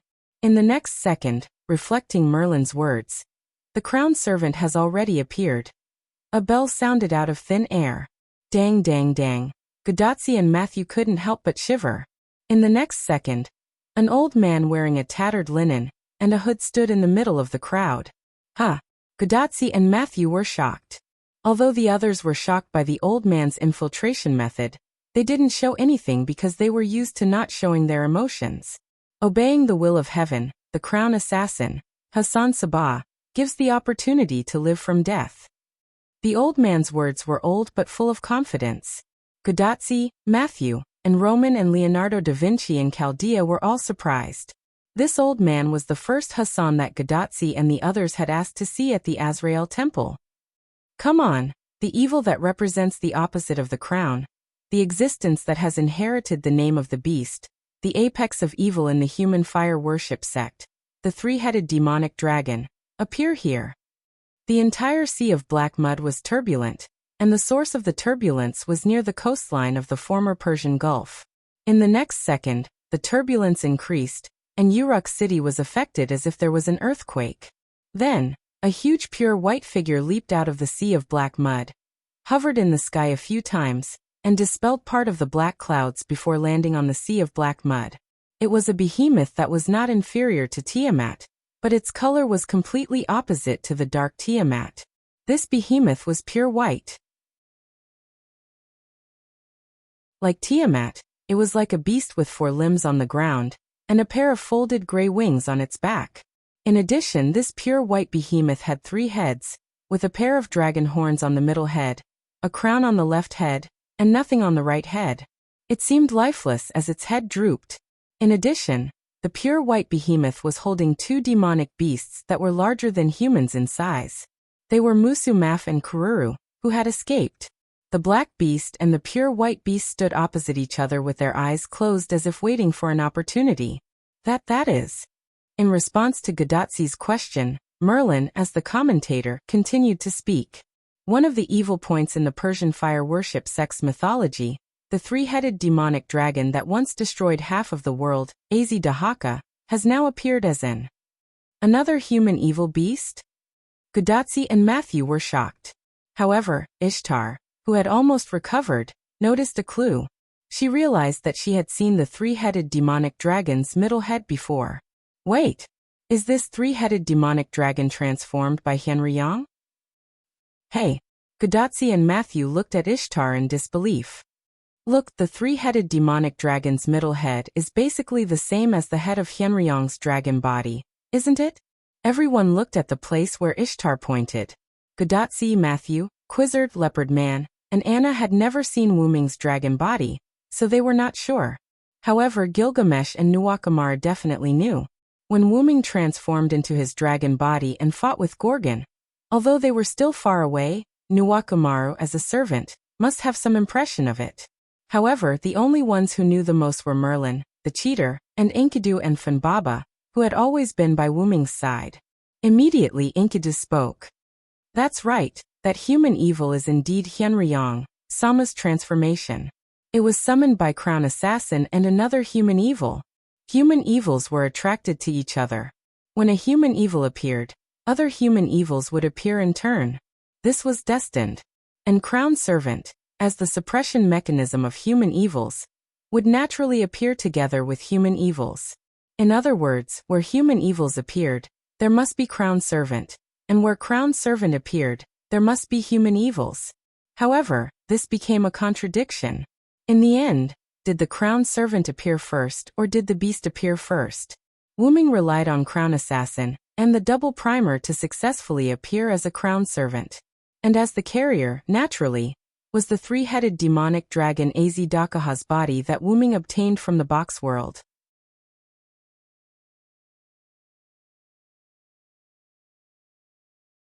Chapter 1028.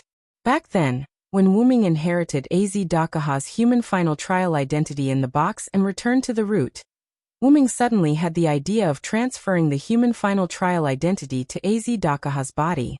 It was not to revive Azdakaha, but to reconstruct a new body based on Azdakaha's body to act as the human final trial's absolute evil. When Wu Ming entered the Mesopotamia singularity, his spiritual base was forged from Azdakaha's body. Kalas continued to perfect and refine the concept of the human final trial in the root, adding the concept of the human final trial identity to Wu Ming's spiritual base created by Azdakaha. However, later on, after realizing that the enemy was the human evil, Wu Ming had a new idea: to use the human evil's identity to appear. Merlin also said that the human evil and the crown servant were attracted to each other. If one existed, the other would exist. Likewise, the human evil and the human evil would also attract each other. If one existed, the other would also appear. This was an unbreakable rule. The human final trial identity was similar to the human evil identity itself. Furthermore, Azdakaha belonged to Persian mythology, and Persia was a part of Mesopotamia. Therefore, with the crown servant assassin and the other human evil as the primer, and with the suppression force behind Wu Ming giving him some face, the new human evil, Beast 7 Azdakaha, was naturally born. The human evil 7th beast is Lord Hyenryong's trump card.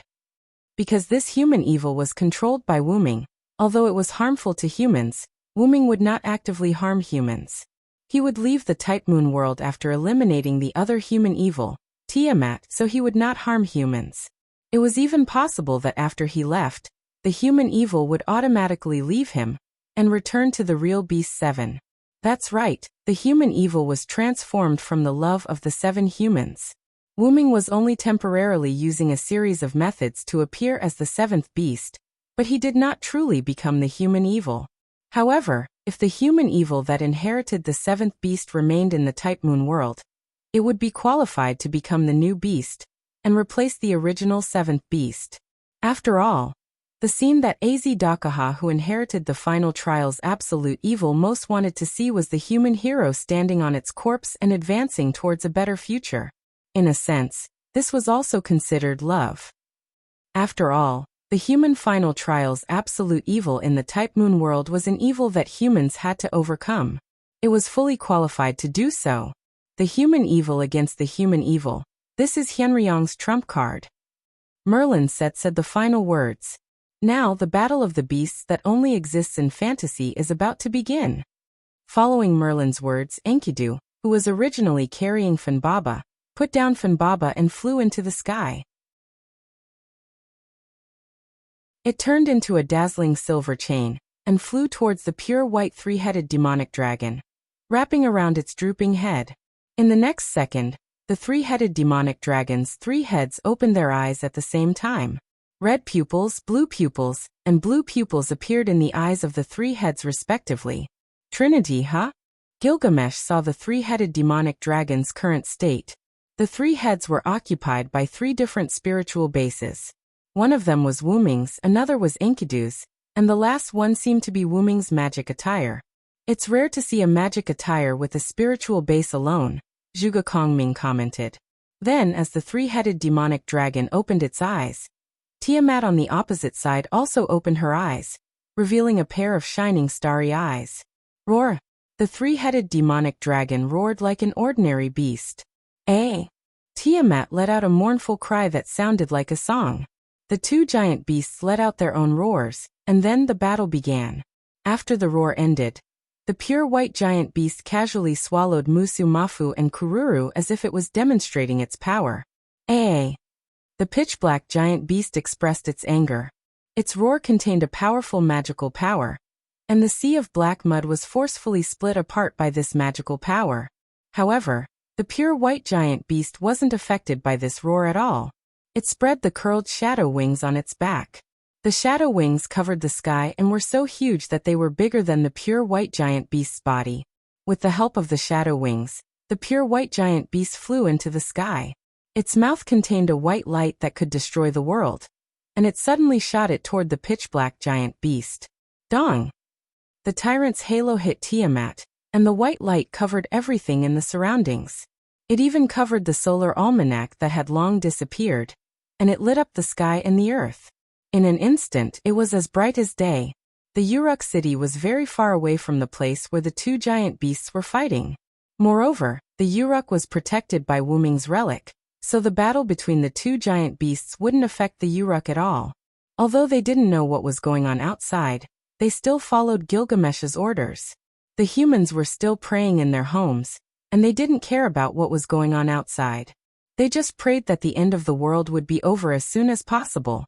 On the city wall in the southwest of Uruk, everyone covered their eyes. There was no other reason as the light was too glaring, and they couldn't see what was going on clearly. However, in the end, everyone walked down the city wall. After all, they couldn't just close their eyes and stare blankly. However, at that moment, everyone understood that the battle between the two giant beasts was not something that they could intervene in. If Quizzard wasn't a servant but a god, she could still intervene. However, no matter if it was a servant or a body, they couldn't intervene, including Ishtar. Damn it. Hyenryong, if you lose, I won't forgive you. Ishtar muttered because she couldn't do anything. God bless, Master Hyenryong, you must win. Ishtar glanced at it, and it turned out that her demigod, Ereshkigal, was praying to the god. Hey, are you a god yourself? Ishtar couldn't help but complain. I'm willing, can't I? Ereshkigal blushed and stared back at Ishtar. Although the two were half-sisters, they didn't get along well. However, to Ereshkigal's surprise, Ishtar didn't refute Ereshkigal. Instead, she comforted her. Don't worry, Hyenryong won't lose. He saved the Uruk. We just need to believe and wait. Although Ishtar's gentleness was somewhat uncomfortable, Ereshkigal felt good. She remembered what Wu Ming said at the beginning. It seemed that Wu Ming didn't lie. Ishtar was actually a good goddess. While Ereshkigal was stunned, Gilgamesh suddenly spoke. Funbaba, with your strength, you should be able to help. Gilgamesh stood in front of Funbaba, who was rubbing her eyes, and said so. Master told me to stay here. Funbaba said in a childish voice. Gilgamesh raised his eyebrows, but then Gilgamesh realized why Wu Ming asked Funbaba to stay here. So that's how it is, you are also a crown. Gadotsi and Matthew were surprised. Roman and Leonardo da Vinci of Chaldea were also surprised. Why does it seem like a crown is cheap? Two human evils naturally need two crown servants. Hyenryong just let Funbaba temporarily accept the identity of the crown rider to maintain the situation of two human evils. Once Funbaba uses her power, the power of the crown rider will be lost. In short, he used the contradiction between crown servants and human evils. The first thing to know was that there was no rule that the number of human evils needed to be the same number of crown servants. Originally, the crown assassin appeared because of Beast 2, but the crown assassin was used by Wu Ming to pair with his own Beast 7. As a result, the second beast lost its corresponding crown servant. As a result, there must be another crown servant to maintain the balance. Wu Ming must maintain this state, so that the contradiction will not be broken, and he can continue to exist. At this moment, Wu Ming was not the real Beast 7. He could only use this method to make himself appear. Hearing Merlin's clear and logical analysis, everyone was enlightened. However, there was something that Merlin didn't understand. Merlin could understand why the first Hassan cooperated with Wu Ming's action. After all, the two had met before. But what about Funbaba? She was neither a servant nor a human. How could she take on the title of rider? The reason was that the suppression force was Wu Ming's backer. He temporarily put the title of rider on Funbaba, without the slightest pressure. Wu Ming paid the price anyway. During the acceptance of the title, Funbaba couldn't use her power. However, Merlin would never know the answer.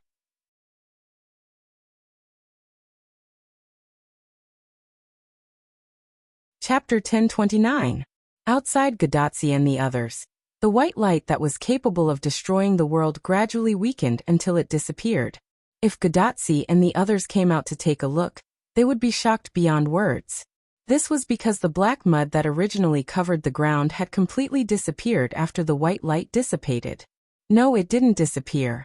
It had been destroyed by the white light that had destroyed a third of the world. The hegemon's halo, Karina, contained an inheritance that could destroy a third of the world.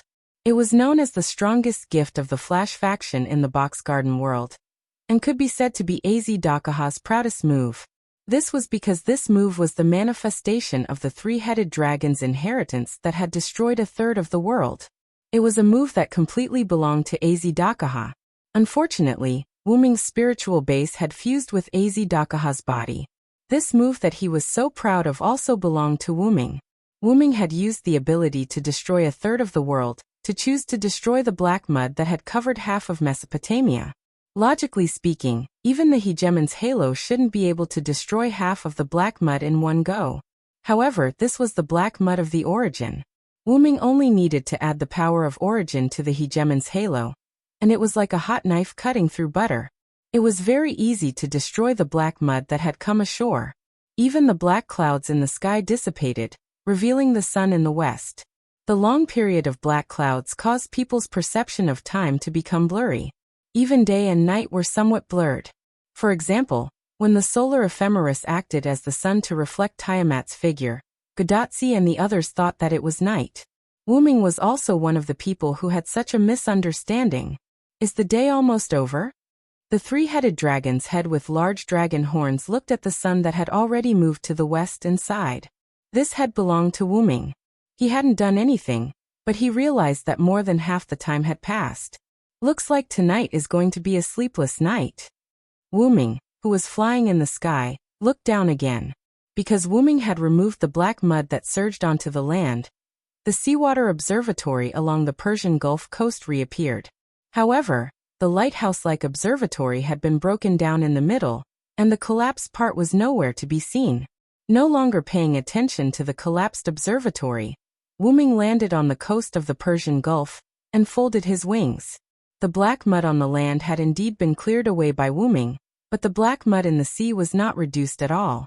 At this moment, from the Persian Gulf to the Indian Ocean in the distance, the sea surface was pitch black and looked quite muddy. There was basically no seawater, only black mud. After all, the tyrant's halo had destroyed one-third of the world. Wuming's ability to wipe out half of the black mud on the continent was already a rare effect. As for wiping out the entire ocean of black mud, Wuming was temporarily unable to do so. This was because the entire Persian Gulf and the Indian Ocean connected to it had turned into black mud, and the Indian Ocean could even be called the Black Mud Ocean. As for Tiamat, she was not dead anyway. She was probably thrown into the sea of black mud by Wuming's halo. Just as Wuming was vigilant, a melodious sound wave came from the sea. The three-headed dragon immediately spread its shadow wings, including itself, to block the sound wave. It suddenly spread its wings, and the shadow wings instantly dispersed the sound wave. Master in the myths, Tiamat didn't have many special abilities, but she was quite good at spirit of speech. The head on the left of the three-headed dragon with a crown suddenly spoke.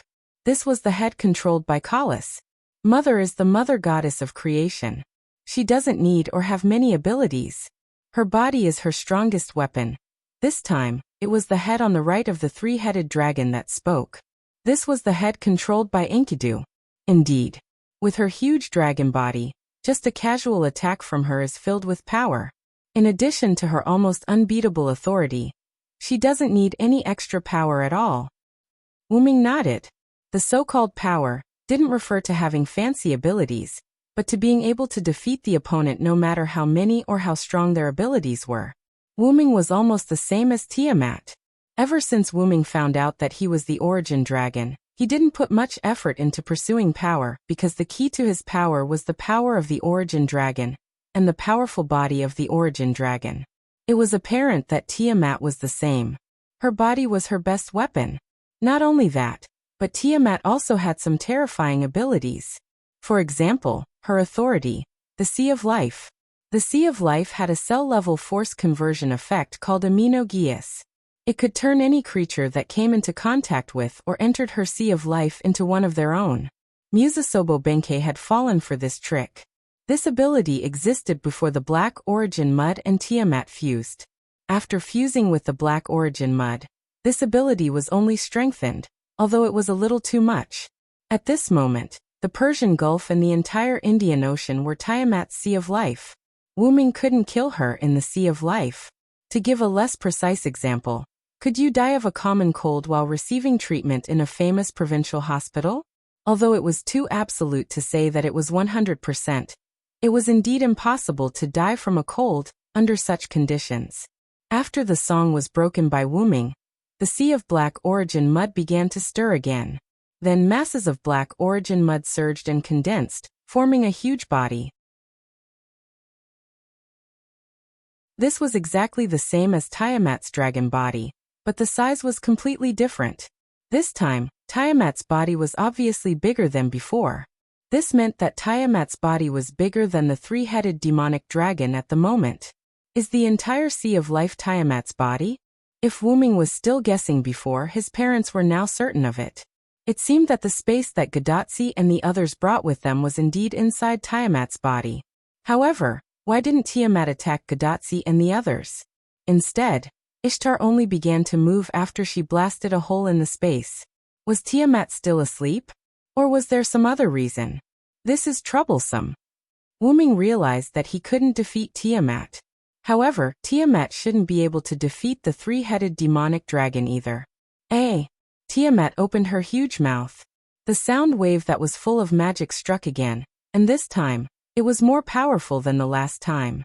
Wu Ming dared to say that even if Matthew activated his noble phantasm, he might not be able to block this attack. It was enough to show how powerful the sound wave was. However, it was still useless against the three-headed demonic dragon. At this moment, the three-headed demonic dragon was a powerful existence driven by the fusion of Wu Ming, Kalas, and Enkidu's spiritual base. Kalas aside, Wu Ming's spiritual base was the best among the servants, and Enkidu's real body was even more powerful. Together with Kalas, the three of them became a trinity. The three-headed demonic dragon that bore the name of fire worship sect's evil dragon, Az Dahaka, was already in existence that no servant could match. No, it should be said that the three-headed demonic dragon at this moment was not in existence that could be defeated simply by having powerful strength.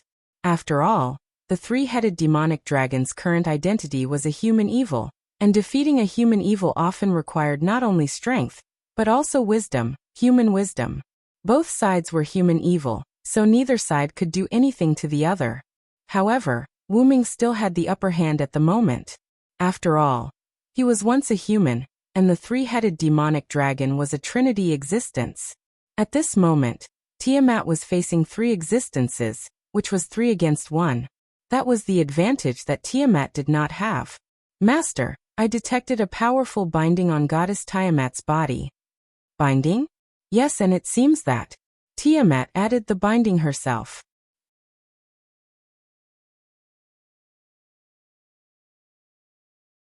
Chapter 1030.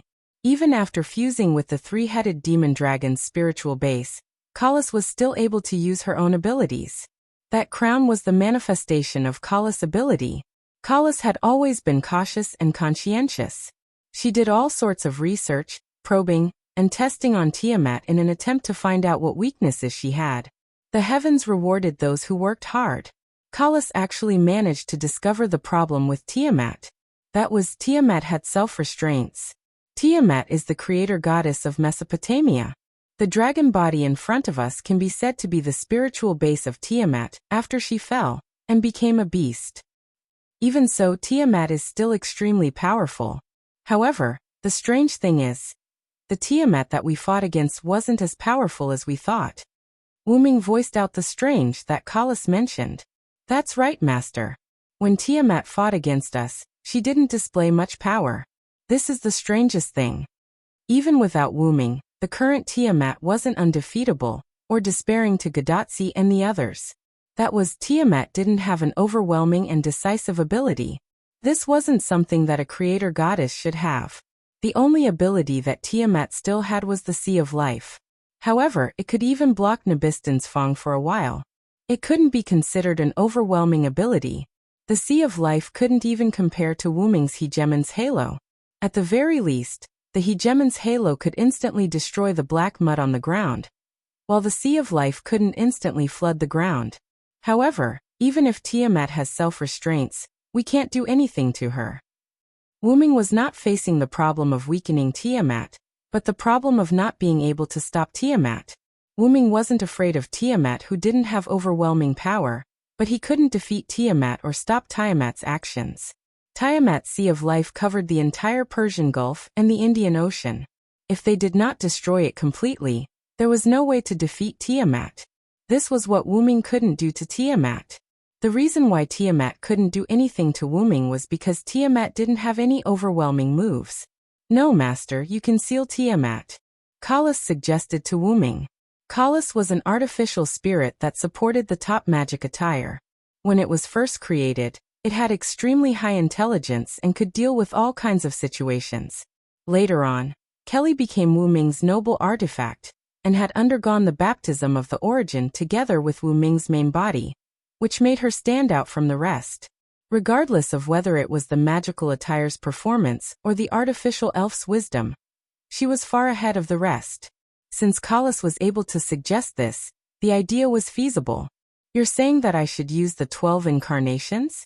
But I can't use it in this state.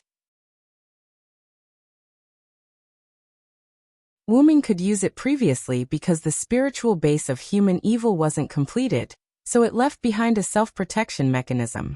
Now that human evil's spiritual base was completed, Wu-Ming's original abilities were temporarily lost. After all, this was a human evil spiritual base that was transformed from the corpse of the three-headed demonic dragon, Azidakaha. To activate this spiritual base, it even required the trinity of Wu-Ming, Enkidu, and Kalas. Although the spiritual base was unprecedentedly powerful, there were also many disadvantages. Wu-Ming's inability to use his own abilities was one of them.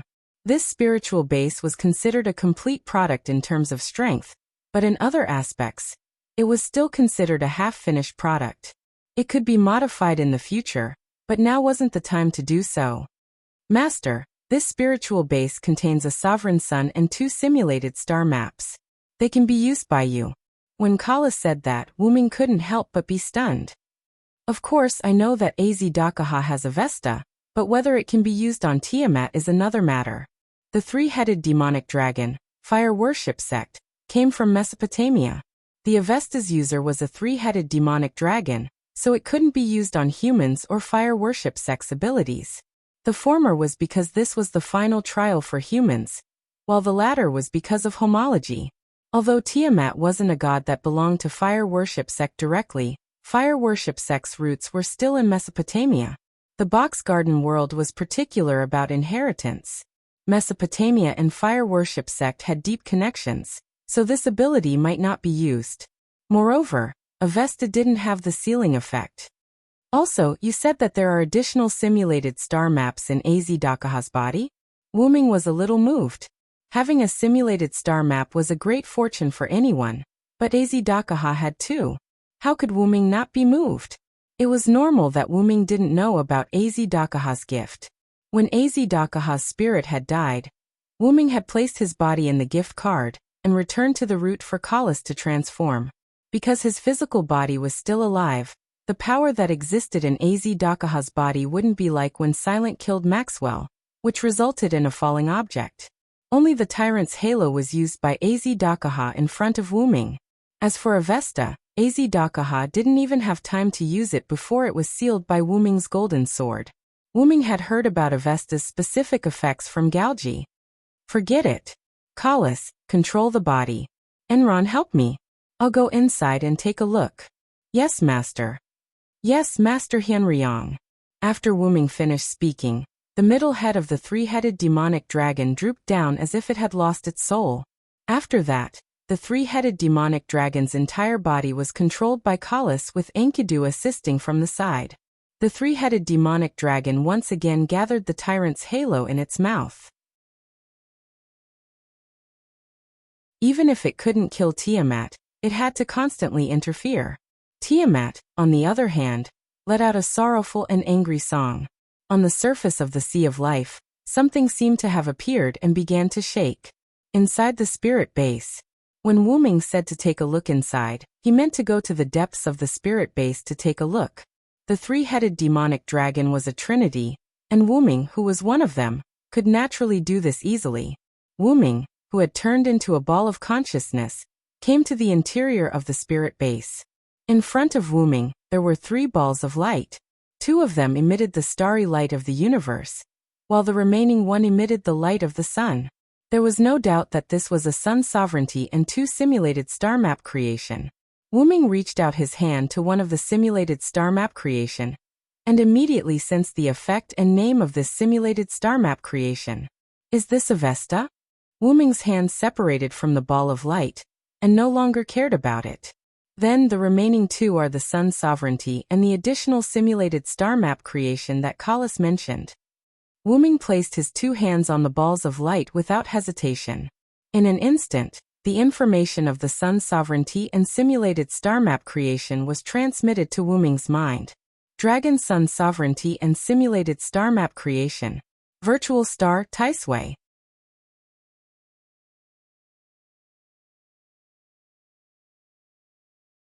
Chapter 1031. This simulated star map is interesting. Wuming showed a thoughtful expression. When Azdakaha had fought with Wuming, he had only used the new ability that he had obtained after assimilating with the Black Origin Mud. He had not used any of his original abilities. Even if he had used it, he had only used the Hegemon's halo. Wuming had thought that Azdakaha had underestimated his opponent. However, it seemed that this was not the case at all. The reason why Azdakaha had not used his own abilities was because those abilities would not have any effect on Wuming. Azdakaha had 2 powerful gifts. One was the simulated star map, Avesta, and the other was the Hegemon's halo, Kvarina. The former made Azdakaha invincible in the box world, while the latter was Azdakaha's signature. Possessing the former was enough for Azdakaha. What the strong possess was not some flashy ability, but the ability to defeat the enemy.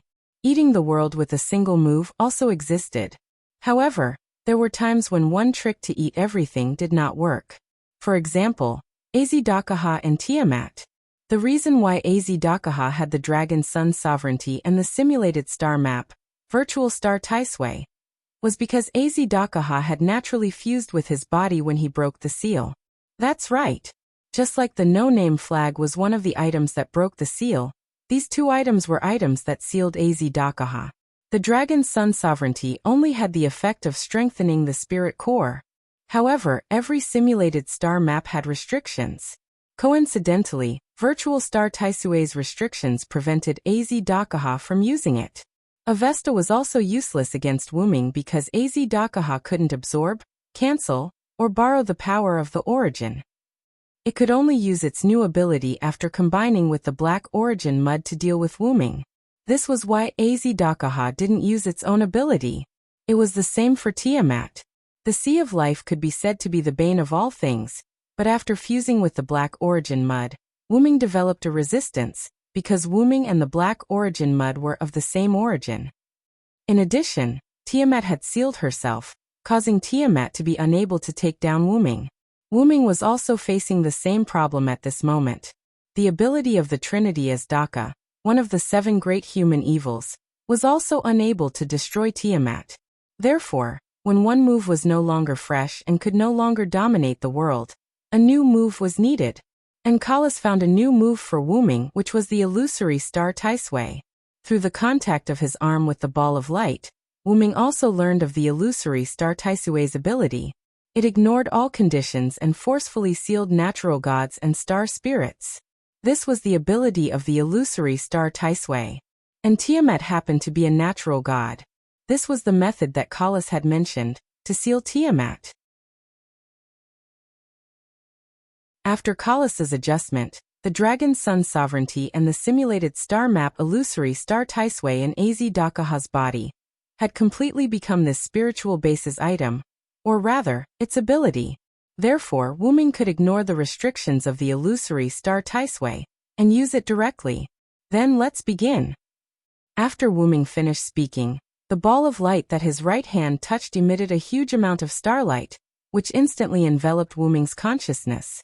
In the outside world, the 3-headed demonic dragon controlled by Kalas was hunting down Tiamat's the 11 sons. That's right, the 11 sons of Tiamat were born from the Sea of Life again. and in terms of strength, they were even stronger than the previous 11. However, it was all in vain. One after another, the demonic beasts were killed by the three-headed demonic dragon. Sun-like flames shot out from the Sun Lion's mouth and attacked the three-headed demonic dragon. The pure white three-headed demonic dragon threw away the corpse of the demonic beast that had died long ago. It then clawed at the fire of the sun, causing it to explode. Following that, the three-headed demonic dragon gathered the flames and flashes that had once destroyed 1/3 of the world in its mouth and engulfed the lion. The sky had become dark at some point, and the storm carried a tornado that swept toward the three-headed demonic dragon like a petrel. The three-headed demonic dragon spread its shadow wings, which turned into a curtain that covered the sky and directly cut the tornado in half. However, the curtain did not stop. As if it had a life of its own, it directly slashed at the dark mass in the sky and instantly cut it in half. The last two demonic beasts, Ugger and Mdblutu, were eliminated. At this point, the 11 newborn demonic beasts were all killed by the three-headed demonic dragon. However, when the three-headed demonic dragon was eliminating the 11 sons, Tiamat was not idle. Another strange song was heard. Suddenly, the entire Sea of Life was in a riot as if it was boiling. In the next second, the 11 sons reappeared from the Sea of Life. No, not only 11 demonic beasts, but more and more demonic beasts emerged from the Sea of Life. Moreover, all of them had the same strength as the 11 sons. Without a doubt, this move was the product of the fusion of Tiamat and the Black Origin Mud. It was impossible for Tiamat alone to give birth to so many powerful demonic beasts in such a short time. Among them, the most numerous and the most powerful was the winged Ramu. When Wuming controlled the three-headed demonic dragon, he used the tyrant's halo to clean up the Black Origin Mud on the land. At the same time, he also cleaned up the Ramu and the few mermaid kururu that were scattered all over the land. There were no longer any demonic beasts on the land, except for the sea.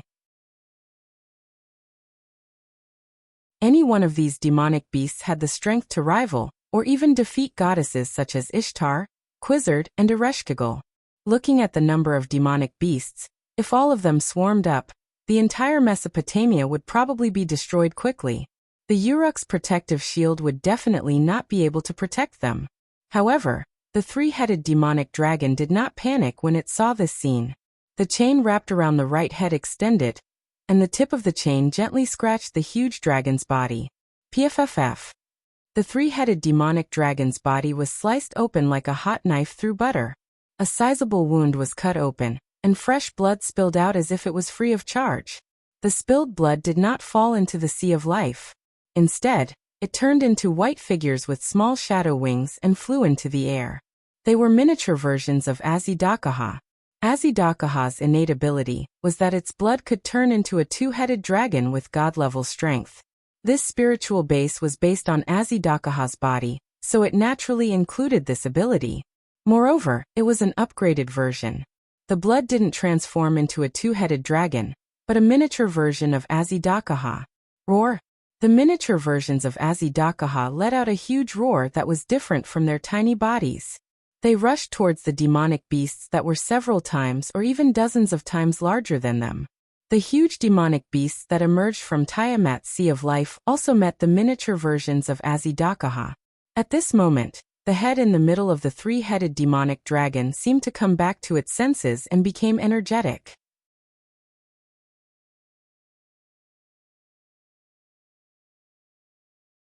Chapter 1032. Master, you're back.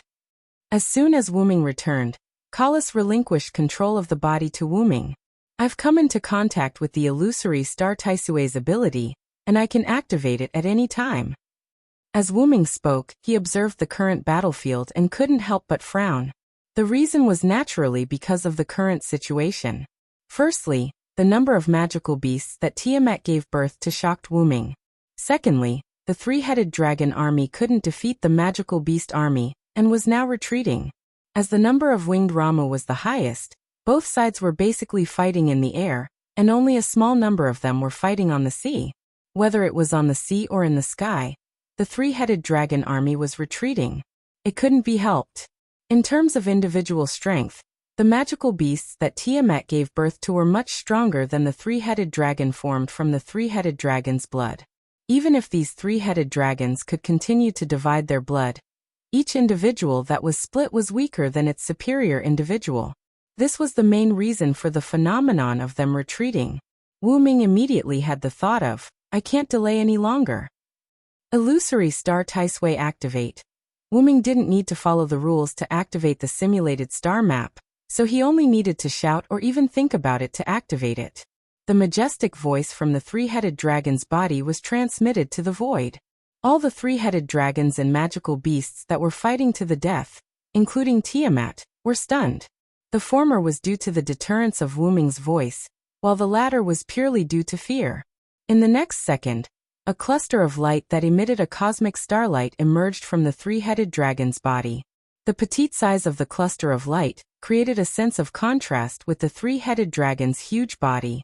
However, the threat that the cluster of light brought to Tiamat was far greater than that of the three-headed dragon. A sound wave that was more powerful than before materialized and attacked the three-headed dragon. The three-headed dragon army and magical beast army that were in the path of the sound wave attack were all shattered into powder by the sound wave. Faced with Tiamat's move that was different from the past, Wu Ming became serious. The three-headed demon dragon opened its mouth, and a beam of light belonging to the tyrant's halo enveloped the incoming sound wave, instantly extinguishing the sound wave's follow-up attack.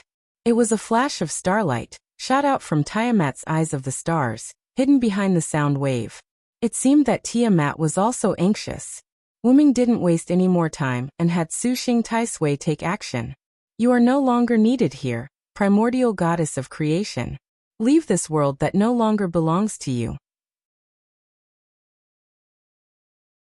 In front of Wu Ming, Void Star Taisui's sphere of light fell into the sea of life, and Tiamat's enormous body stopped moving. Tiamat seemed to let out a final cry. In the next second, Tiamat's huge body turned into black mud and merged into the sea. The magical beasts that were born in the Sea of Life were also turned into black mud and fell into the sea. The dark clouds in the sky had already dispersed, and the sun had completely sunk into the west. Night had fallen. In the central region of Mesopotamia, in the fortress city of Uruk, it was nighttime. At this moment, a circle of lights surrounded the Uruk. The Uruk city was also brightly lit. People were celebrating. In order to celebrate the end of the world, Gilgamesh ordered the soldiers to set up a venue in the Uruk city, and even outside the Uruk city for people to dance, eat, and thank the gods. The reason why the venue was set up outside the Uruk city was because the Uruk city was not enough to accommodate everyone's celebration. After all the humans in the Mesopotamia region were gathered in the Uruk city at this time. In the current season, the night was not cold. In addition, the outside of the Uruk had been purified by the sea of black mud. The magical beasts had completely disappeared, and there was no need to worry about being attacked. In the Divine Tower, Gadotsi and the others gathered together to enjoy the fruits of victory after the end of the world. However, because the outside of the Uruk had been affected by the sea of black mud, there were very few pastures and farms, and there was a shortage of food. Only a few pastures and farms in the north of the Uruk were still intact. However, this did not change the fact that there was a shortage of resources.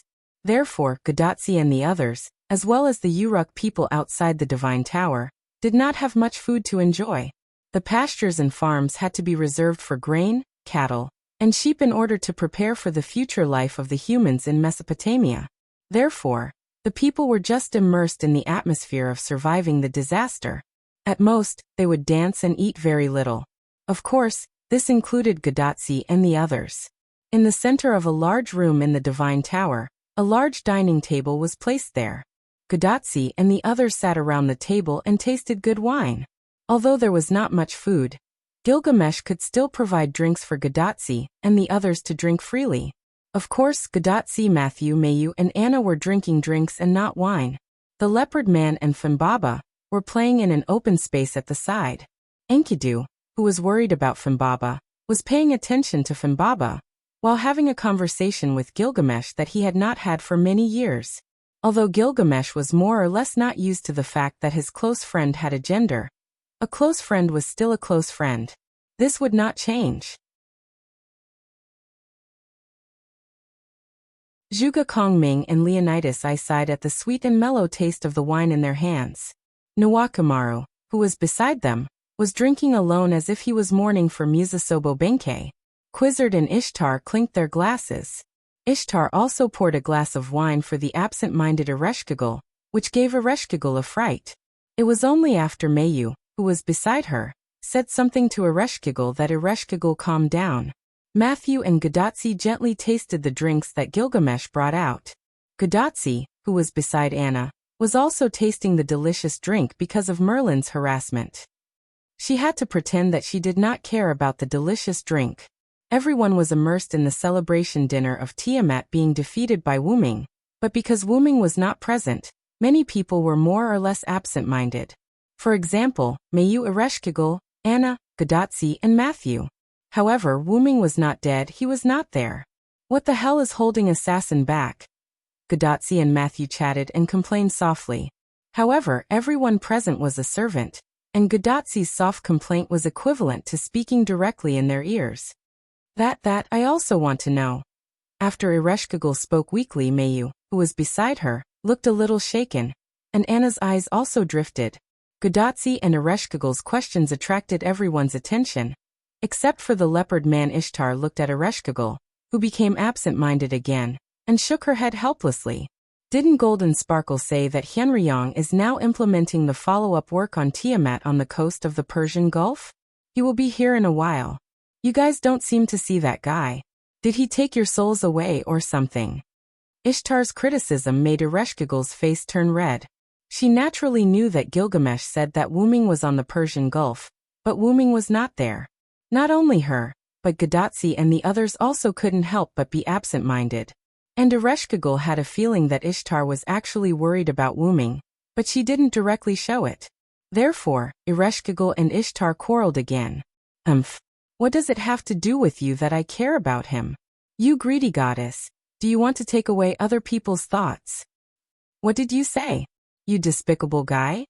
At that moment, Ishtar also became angry and stared at Ereshkigal. Seeing this, Gadatsi no longer expected to get any information from the sisters, and then turned to look at Enkidu. Seeing Gadatsi looking at him, Enkidu showed a warm smile to Gadatsi. Don't worry, Sir Wuming is indeed dealing with some aftermath matters. He will be back soon. On the coast of the Persian Gulf, Wuming, who had already returned to his human form from the three-headed demonic dragon, was sitting on the collapsed observatory with a light ball in his hand. His eyes were closed as if he was immersed in it. The dragon horn headdress on his head was dutifully guarding Wuming. Unfortunately, there was no danger around at this time.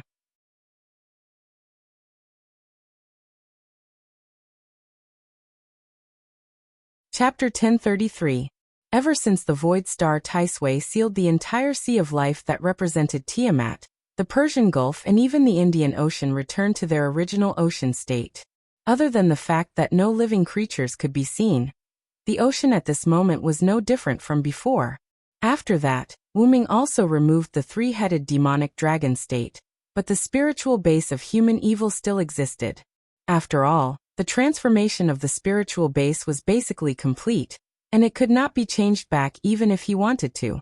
However, there was one thing to note.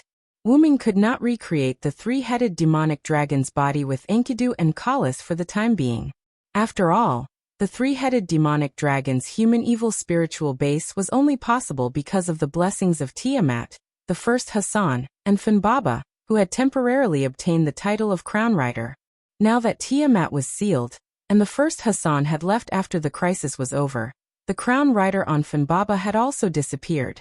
Naturally, the three-headed demonic dragon's form could not be maintained. In other words, it was already a miracle that Wuming could still exist with this spiritual base at this moment. Now that the connection had collapsed, it should have been forced to leave this world. It could only be said that it was convenient to have someone at the top. The reason why Wuming was sitting here was because the void star Taisway had sealed Tiamat's light ball. Because the spiritual base of Wuming's human evil was still there, the void star Taisway would not disappear. and the sealed light ball would not dissipate. The reason why Wuming was sitting here and sealing the light ball was actually that he was trying to take out the black mud that had fused with the sea of life. After all, the existence that had fused with the black mud would naturally be hostile to Wuming, and Wuming could not sit idly by and do nothing about the black mud. In addition, the foundation of human evil was the love for other humans. No matter what, Wuming still had sympathy for Tiamat. Especially after Wuming studied the light ball and came into contact with Tiamat's will for a while. It really makes people sigh. Wuming opened his eyes and let out a long sigh. He had no way of completely removing the black soil from Tiamat's sea of life. This could only be done after he returned to the Great Origin. During this time, Wuming felt Tiamat's thoughts. I miss the children. I want to come into contact with the children. I want the children to return to my arms, but I'm afraid of bringing harm to the children.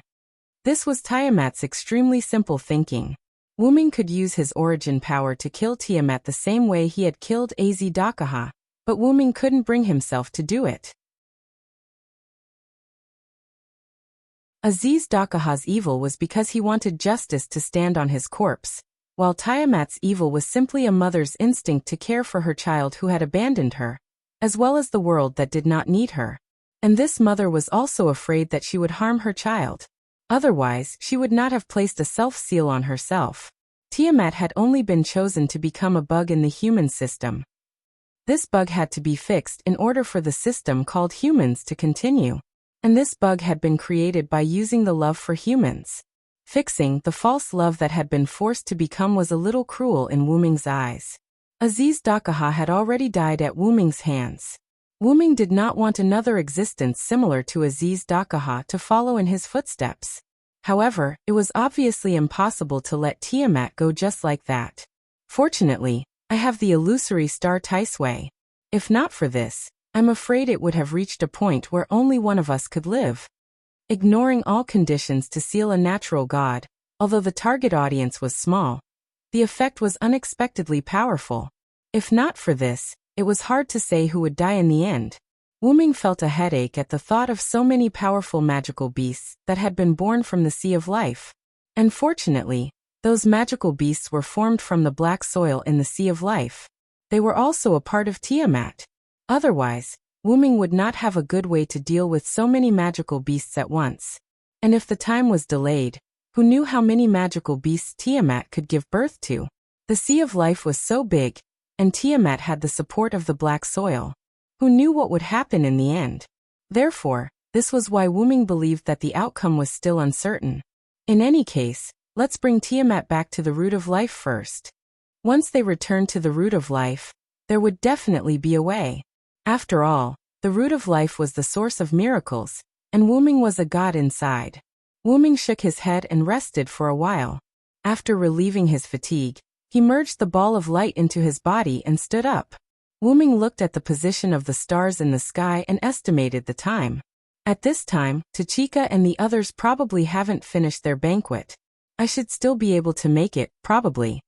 If not for the last 2 words. But Wuming knew that the Uruk was short of resources at the moment, so he did not expect to be able to eat delicious food. Let's go join in the fun. Wuming turned around, and his body disappeared into the portal that had opened at some point in time. Then the portal closed. On the coast of the Persian Gulf, there was only the night wind blowing the waves and hitting the rocks in boredom. Uruk. Although the Uruk was still brightly lit, most people had collapsed on the ground. Don't get me wrong, they were asleep. They reeked of alcohol, and even some children were no exception. But only a few children reeked of alcohol. This was the scene that Wuming sensed when he walked out of the portal that appeared in the sky. Gil really put in a lot of effort this time. I'm afraid the Uruk has run out of alcohol. Alcohol could not replace food, and the people who listened to the king did not drink because of the influence of the apocalypse. So there was still a lot of alcohol left in the Uruk. There was not much food, so they drank, sang, and danced. This was how the Uruk citizens celebrated tonight. And because the tense minds were relaxed, there were many people who had fallen asleep in and out of the brightly lit Uruk. By the way, most children just fell asleep after relaxing their minds. There were not many children who secretly drank. Although this era was thousands of years away from the modern era, Gilgamesh still protected the children well. After all, children were the future of mankind. No longer paying attention to the scene inside and outside the Uruk, Wuming flew straight to the god tower. Anyway, the night was not cold in this season, and there were no beasts outside. Let them sleep. At most, they would have a stiff neck because of the wrong sleeping posture when they woke up the next day. After entering the god tower, Wuming went directly to the room where Gadotsi and the others held the banquet. In the corridor near the door, Wuming met Siduri. "Siduri, haven't you gone to rest yet?" When Gilgamesh was slacking, Siduri was the manager. After all, the Uruk citizens couldn't hold a banquet without a manager. Otherwise, it would really be chaotic. Seeing that it was Wuming, Siduri bowed first. "I'm not tired, Master Hyunryong. Have you finished your work?" As an insider, Siduri naturally knew from Gilgamesh and Enkidu that Wuming had something to do in the Persian Gulf and hadn't returned yet. "Yes, I've finished my work. I came back to see if I can make it in time for the banquet." Immediately, Siduri smiled. "You're late. Master Hyunryong, Master Ishtar, and the others have all left. Miss Tachika and Miss Matthew are also asleep at the table. I just met Master Enkidu and asked me to send a towel over," Siduri said and raised a piece of white cloth in her hand. It was a wool towel that could be used to cover the body. Even if it was not cold at night, Enkidu was still very caring. Wuming nodded as if he understood, then reached out and took the towel in Siduri's hand. "Then I'll send it over." Ignoring Ishtar and the other goddesses and Enkidu, he was going to see Gadotsi and Matthew first. "All right, Siduri, go and rest now." Immediately, "This is the will of the gods." After Wuming finished speaking, he directly left. In response, Siduri smiled. Master Hyunryong is really just like Master Enkidu, gentle.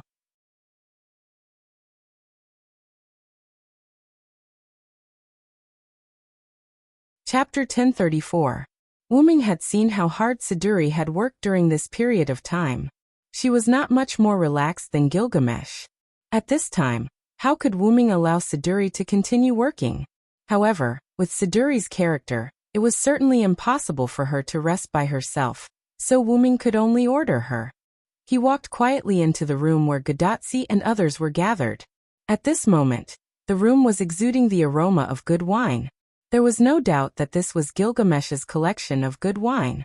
Wuming even suspected at this moment that Gadotsi and others fell asleep because of the smell of wine.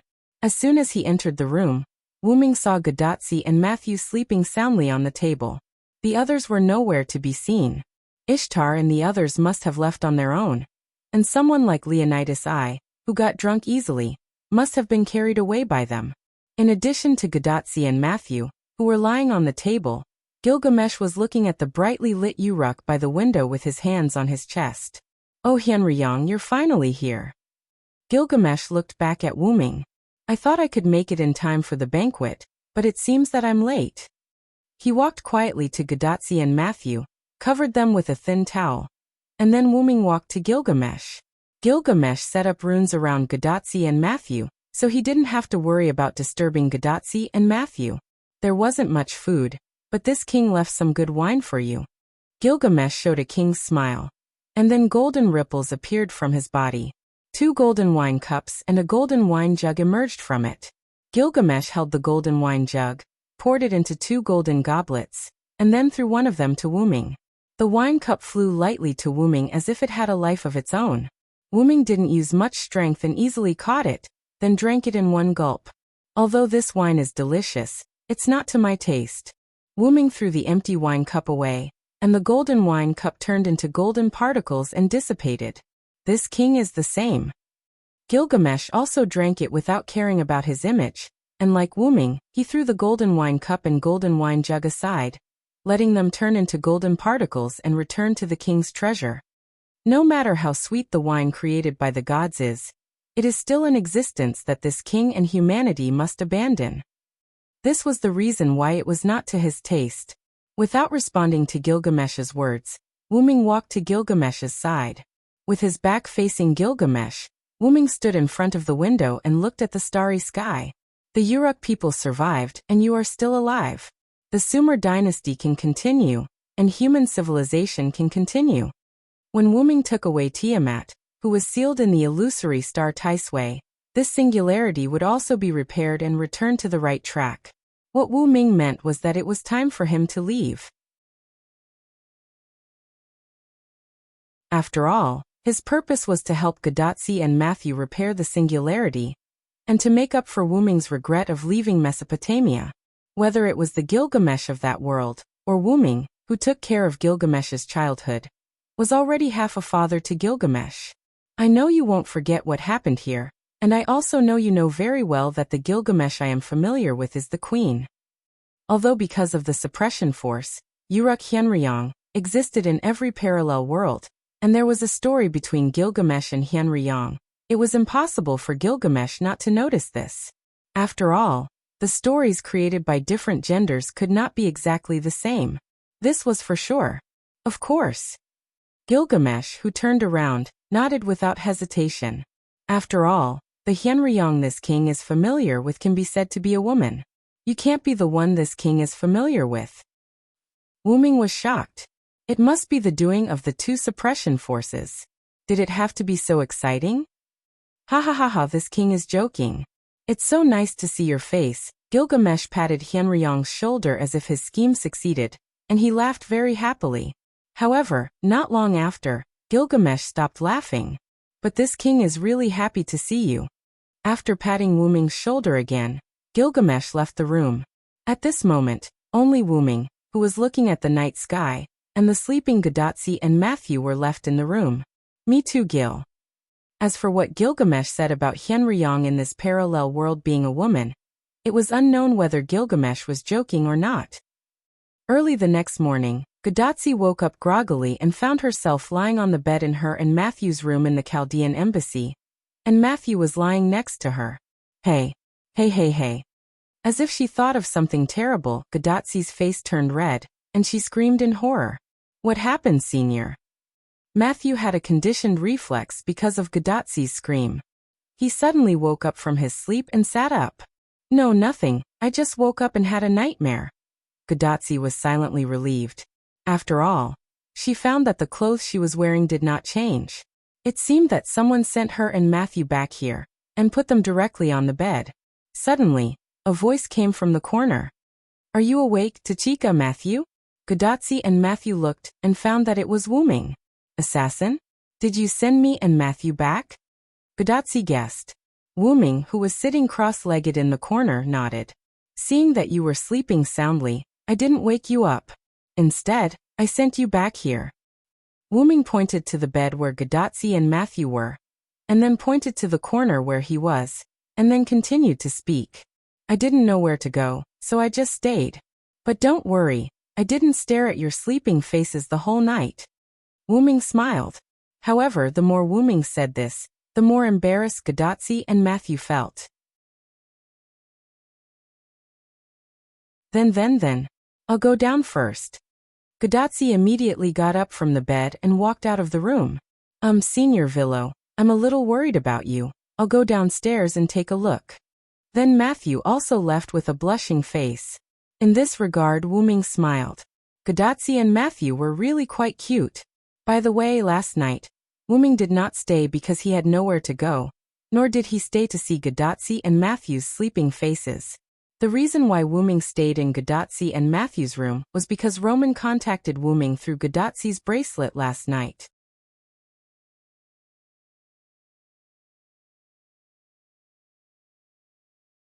Chapter 1035.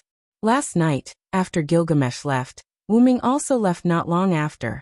However, Wu-Ming left with Gadotsi and Matthew. The method was simple. Whether it was using magic or mental power, Wu-Ming could take the two away without waking them up. After returning to the Chaldean embassy, Wu-Ming saw Merlin, who was secretly eating at the table on the first floor. After chatting with Merlin for a while, Wu-Ming took Gadotsi and Matthew upstairs. By the time the two of them had settled down, it was already the latter half of the night. Just as Wu-Ming was about to leave to find a place to rest, Gadotsi's wristband rang. Hyenryong, no, the root dragon, I have something to talk to you about. Roman was someone who knew Wu-Ming's true identity, And Wu-ming also knew Roman's true identity. And Roman came to Wu-ming so mysteriously at this time, and even addressed Wu-ming as the root dragon. It seemed that there was something big going on. Less than 20 employees of Chaldea have gone to rest. The director and her followers are still maintaining the Holy Grail, and will not let Chaldea contact the outside world. Da Vinci has also returned to his workshop. Tachika and Matthew are also asleep. So, Roman came to contact Wu-ming when no one else was around. Obviously, he must have something important to say. Are you feeling uneasy about the enemy who burned humanity? Wu-ming asked casually. On Chaldea's side, Roman fell silent. It was obvious that he did not expect Wu-ming to tell the truth. It was not difficult to guess. Roman came to Wu-ming secretly because he did not want others to know. Only secrets must be kept. And there was indeed a secret between Roman and Wu-ming. That was Wu-ming and Roman knew each other's true identities. And this involved the mastermind behind the burning of humanity. After all, Gydia and Roman were inextricably linked. So Roman came to Wu-ming because of Gydia. No, to Roman it was because of the mastermind behind the scenes, the fake Solomon. After all, Wu-ming did not tell Roman that the fake Solomon was the tactic Gydia created by Solomon. I don't know why, but I keep feeling uneasy. I know you know the enemy's situation very well. Can you tell me? Roman did not know the details of the enemy. Wu-ming did not tell him, and he only saw a hint of danger before he gave up his power. However, I refuse. Wu-ming refused without thinking. Wait a minute, why? Even Roman could hear Wu-ming's perfunctory tone. The reason is simple. Wu-ming found a stool and sat on the bed where Gadotsi and Matthew were. He chatted with Gadotsi's wristband. Although it was a little strange to chat with someone who was sleeping soundly. Anyway, there was magic on Gadotsi and Matthew. He did not have to worry about waking up Gadotsi and Matthew. You're now a human, Roman Acheron. You're no longer any powerful existence. You don't have the ability to save everything. You've been like this since you became a human. You're just an ordinary medical staff. Wu-ming did not know if Roman had a trump card. Even if he did, it was uncertain whether it would be effective against Gydia who had the black soil. And there was one more thing. Roman was a human at the moment, and he was a human who was not as good as Gadotsi. The matter of defeating the mastermind behind the scenes was not his responsibility. He was qualified to take back the future of mankind as a human. However, he could only do it as a human. As a human, he did not have the power to do it.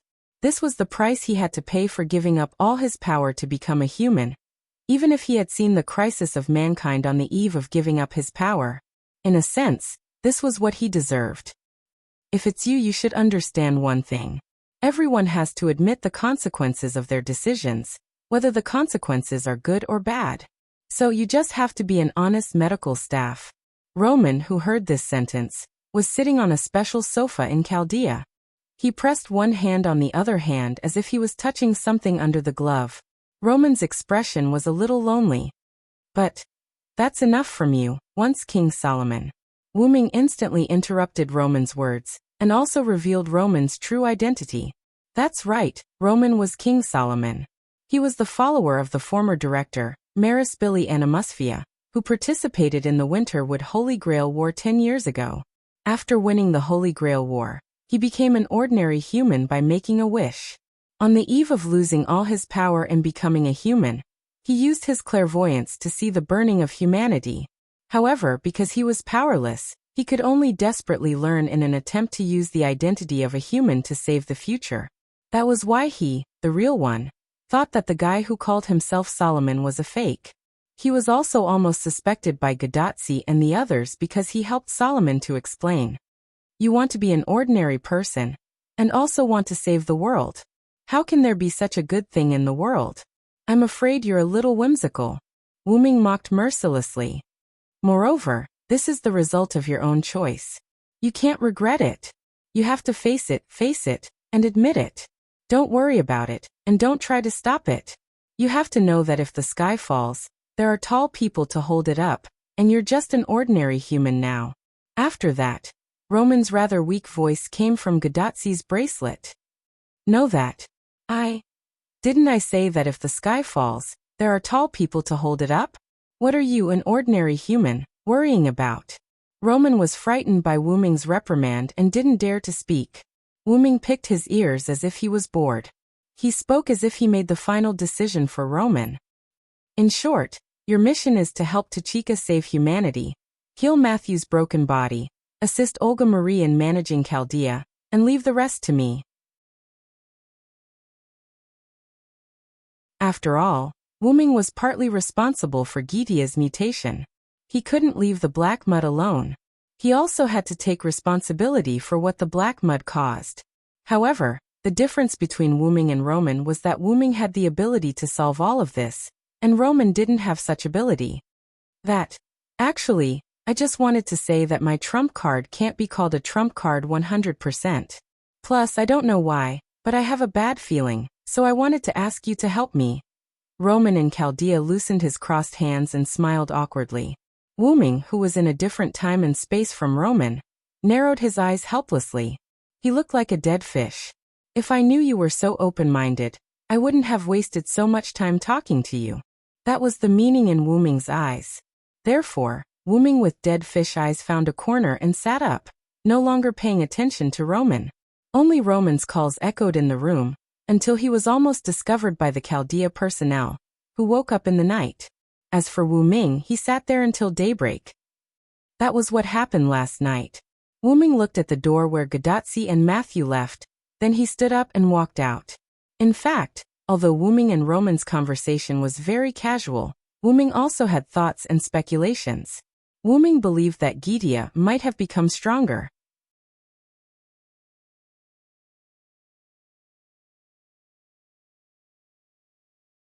Chapter 1036. Roman didn't know that the so-called mastermind behind the scenes was actually Gaia, the magic technique he had developed himself. However, the guy who claimed to be Solomon, who appeared at the London Singularity, was indeed himself. Therefore, in Roman's opinion, the enemy was likely to simply control his corpse and impersonate Solomon. Therefore, no matter how powerful Roman's trump card was, it could only target his controlled corpse and could not eliminate the mastermind behind the scenes. Therefore, Roman did not have much confidence in using his hidden means as a trump card. Under such circumstances, Roman even felt uneasy. This meant that his hidden means were probably useless, which was why he came to Wu Ming. Wu Ming had always believed in intuition, so he also had a certain degree of trust in the intuition of others. What did Roman's worry mean? Roman did not know who the enemy was, but Wu Ming knew very well. This meant that Gidea was likely to have gotten rid of the restrictions of Roman's hidden means, and there was no doubt that Gidea had become stronger. Although Wu Ming was not afraid of Gidea, this information was indispensable to Wu Ming. In short, he would deal with whatever came his way. He bid farewell to everyone first and returned to the route. Not long after, Wu Ming also went downstairs. After going downstairs, what entered Wu Ming's eyes was naturally the scene of Gadatsi and the others eating breakfast. At the rectangular table, Gadatsi and Matthew sat on one side, while Merlin and Anna sat on the other side. The four of them had a rather bland and small breakfast. This was made by Anna. Because there was not much food, it was bland and in small quantities. Wu Ming randomly found a seat and sat next to Anna. He did not know if Gadatsi and Matthew had recovered, but Wu Ming decided to sit opposite them. You're about to leave. Why don't you have a good meal? Wu Ming then joked. Hee, the Uruk is quite short of food at the moment. Let's have breakfast as a memento, Gadatsi answered Wu Ming with a smile, as if she was not the one blushing earlier. I'm a little reluctant, Matthew said softly. However, Matthew's face was still slightly red. It seemed that Matthew's skin was not as thick as Gadatsi's.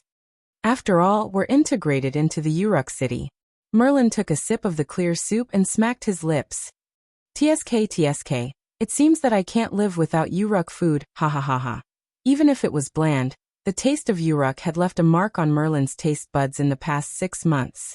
As expected of Merlin. Anna glanced at Merlin and sneered in a cold voice. After all, it's me, however. Merlin seemed to have received some kind of praise and was quite pleased. Well, who could be more thick-skinned than Merlin? Anna, are you okay? Wu Ming, who had chosen to ignore Merlin, suddenly asked Anna beside him. When he chatted with Merlin last night, Wuming learned from Merlin that Anna had used the power of the Holy Grail to transform into Gorgon.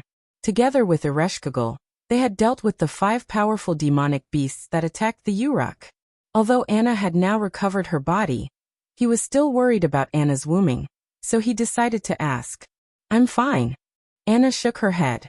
Although Sakura Madu was in the Holy Grail that Wuming gave to Anna, the function of the Holy Grail still existed. Using the power of the Holy Grail to transform into Gorgon, and then using the power of the Holy Grail to recover, it would not affect Anna, nor would it cause any harm to Sakura Madu in the Holy Grail. Anna put down the bowl, and then took out a golden crystal from her arms. "I'll give this back to you." After Anna used the Holy Grail, it became like this, but Sakura Madu was still inside. "I'm a servant, I can't bring her back." That was the reason why Anna returned the Holy Grail to Wuming. "I know, I will bring Sakura Madu back to her time." Wuming nodded and put away the crystal. "By the way, assassin, what happened to the Holy Grail in Tiamat's body?" The Holy Grail that disturbed this time was in Tiamat's body, and at this time, Tiamat was defeated by Wuming, so it was reasonable to say that the Holy Grail should have appeared. Matthew's face was also red. He had also forgotten about the Holy Grail. The celebration and fatigue caused everyone to not care about the whereabouts of the Holy Grail.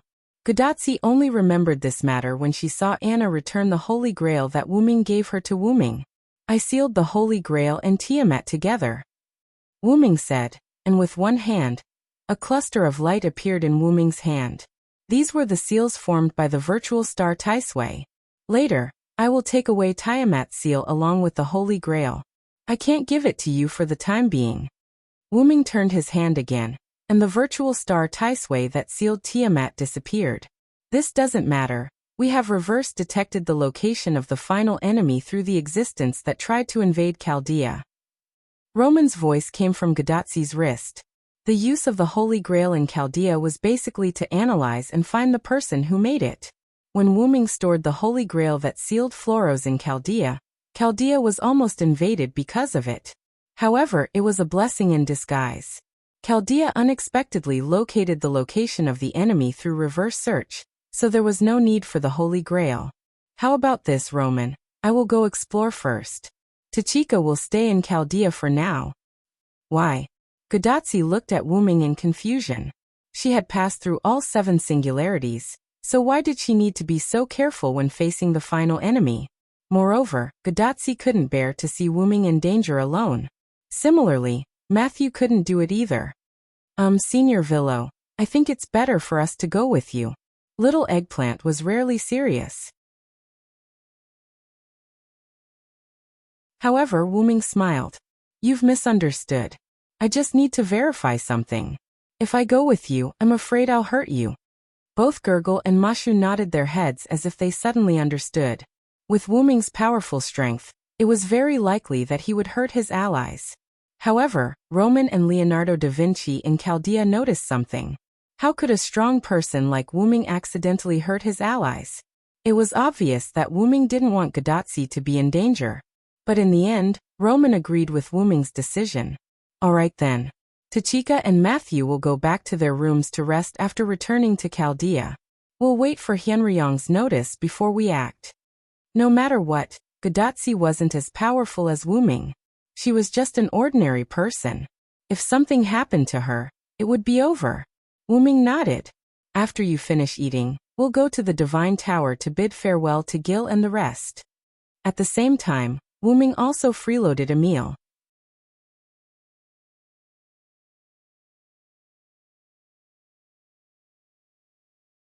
Chapter 1037.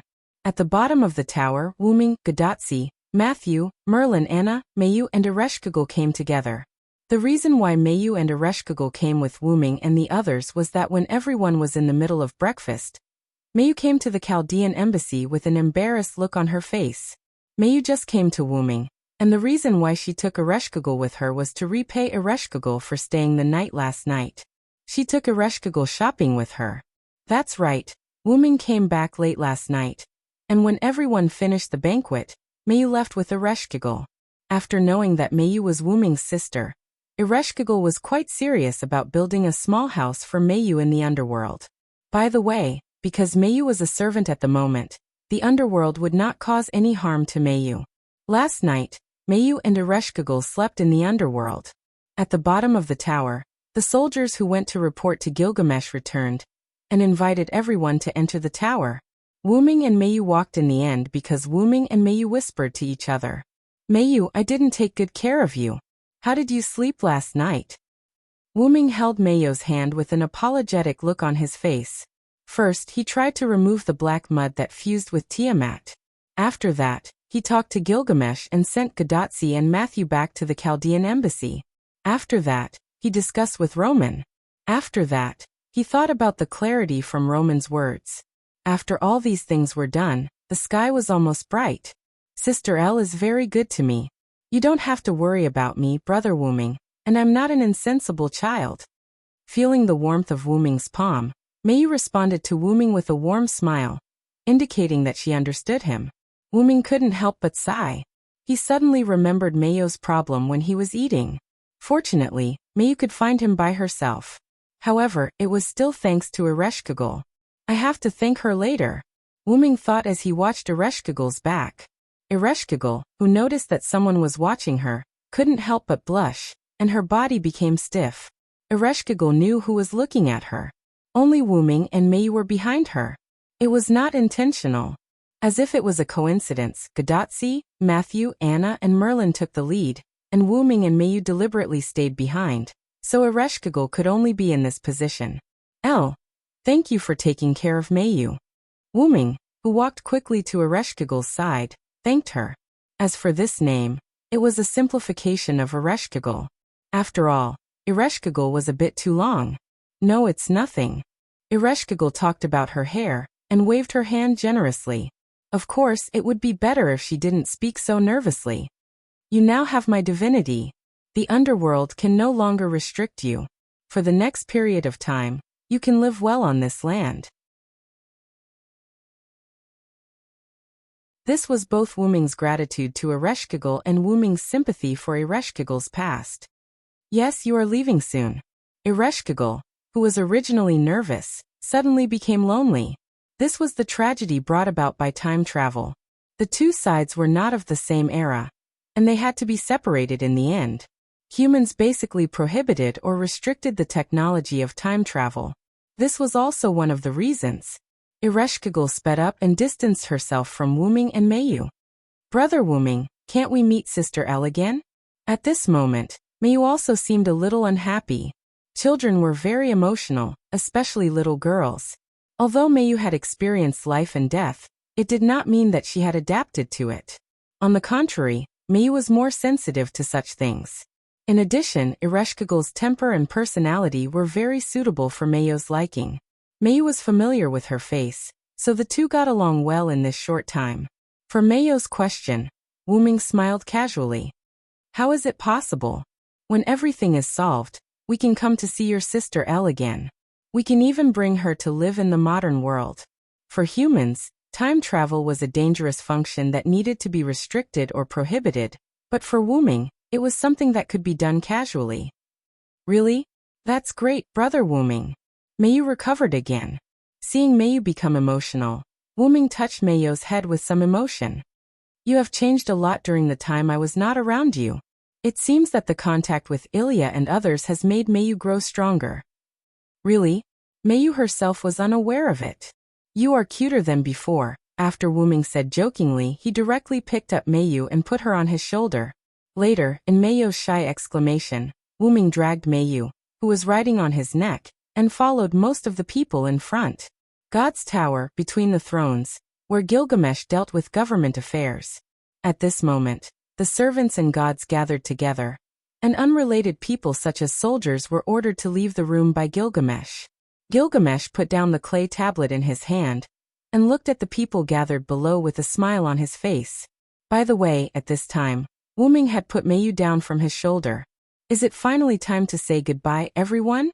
Gilgamesh first glanced at the servants he summoned, and now only Nuwakamaru, Zhuge Kongming, Leonidas I, and Merlin were left. Then Gilgamesh looked at Ishtar, Quizzard Koyatl, Ereshkigal, and Anna standing in the corner. In a sense, the three goddesses' alliance finally stood on the side of humans. Later, Gilgamesh looked at Wuming and Enkidu standing together, and Wuming's sister in modern times. His sister aside, Wuming and Enkidu would certainly not stay here. They had their own things to do. Ignoring the leopard man and Funbaba, who were hiding and playing, Gilgamesh finally looked at Gadotsi and Matthew. The last master of mankind, Tachika Fujimaru, and her servant, Matthew Gilead, this king has seen your performance during this time in Uruk. Although you are still very weak, this king believes that even without the help of Hyenryong and others, you can still save this era. Gilgamesh's praise made Gadotsi and Matthew quite happy. After such a long time of contact and communication, Gadotsi and Matthew were no longer afraid of Gilgamesh. They now sincerely admired this most ancient king. King Gilgamesh, thank you and everyone for taking care of us during this time. We will not forget you. This was a farewell. Gadotsi didn't just look at Gilgamesh, she also looked at everyone around her. Tachika, especially me, you have to remember me well. Quizzard came to Gadotsi and hugged Gadotsi, making Matthew panic. And me, don't forget the great leopard man. No one knew when the leopard man ran over and joined in the fun. You are a master, maybe you can summon us as servants to your side. Ereshkigal's tone was quite serious. Humph. Although you can't summon us deity-level servants, that's all that matters. Ishtar said mercilessly with his arms crossed. Goodbye everyone. Anna's farewell was quite concise. In Anna's view, even if a human master couldn't summon god-level servants, there was still a chance to meet them. Lord Fujimaru, you can try to summon me next time. I will kill all your enemies for you. Nuwakamaru seemed to have walked out of the shadow of sadness, worthy of being a warrior. Me too, but remember to exercise your muscles often. At the last moment, Leonidas I took off his helmet. Exercise of the mind is the most important thing. Zhuge Kongming interjected. However, as Ryder said, we are not god-level servants. You can try to use the fate left by your contact with us during this period of time to summon us. Zhuge Kongming took out a cigar from his pocket and lit it. I know everyone. In short, I will try to summon you. Gadotsi said after getting rid of her big sister's hug. By the way, since this era is safe, will the servants stay? Matthew thought about it. When Hyenryong takes Tiamat and the Holy Grail away, the servants will disappear one after another. At most, only the god-level servants will be able to hold on for a while. Merlin explained. In the end, Wuming also walked in front of Gadotsi and Matthew. Listen to Roman first. When you return to Chaldea, go to your personal room and rest. When I need you, I will use my means to inform Chaldea. I look forward to fighting side by side with you next time, Tachika Matthew. Finally, after Enkidu also said goodbye to Gadotsi and Matthew, Gilgamesh spoke again. In this era, the Mesopotamia of BC has been saved by Chaldea. Now this king orders you to leave here, go to the last singularity, and destroy the final enemy. Romani. Roman, who was in Chaldea, heard Gilgamesh's last call. After responding, he immediately began to transfer Gadotsi and Matthew's rayshift. Tachika Matthew, the rayshift has begun. Get ready. Yes, doctor. In the next second, the two's body began to glow blue particles of light. Fufu suddenly ran out from the corner when the two were about to leave, followed by Funbaba who was interested in Fufu. After that, Fufu jumped into Matthew's arms. Fufu. Matthew almost forgot about Fufu. Where did Fufu go? Gadotsi lamented Fufu's powerful hide-and-seek ability. Everyone goodbye. Gadotsi waved to everyone, and Gadotsi, Matthew, and Fufu turned into blue particles and dissipated. After witnessing Gadotsi and Matthew's rayshift, Wuming looked at Enkidu and Mayu, who were hugging Funbaba. We should also go.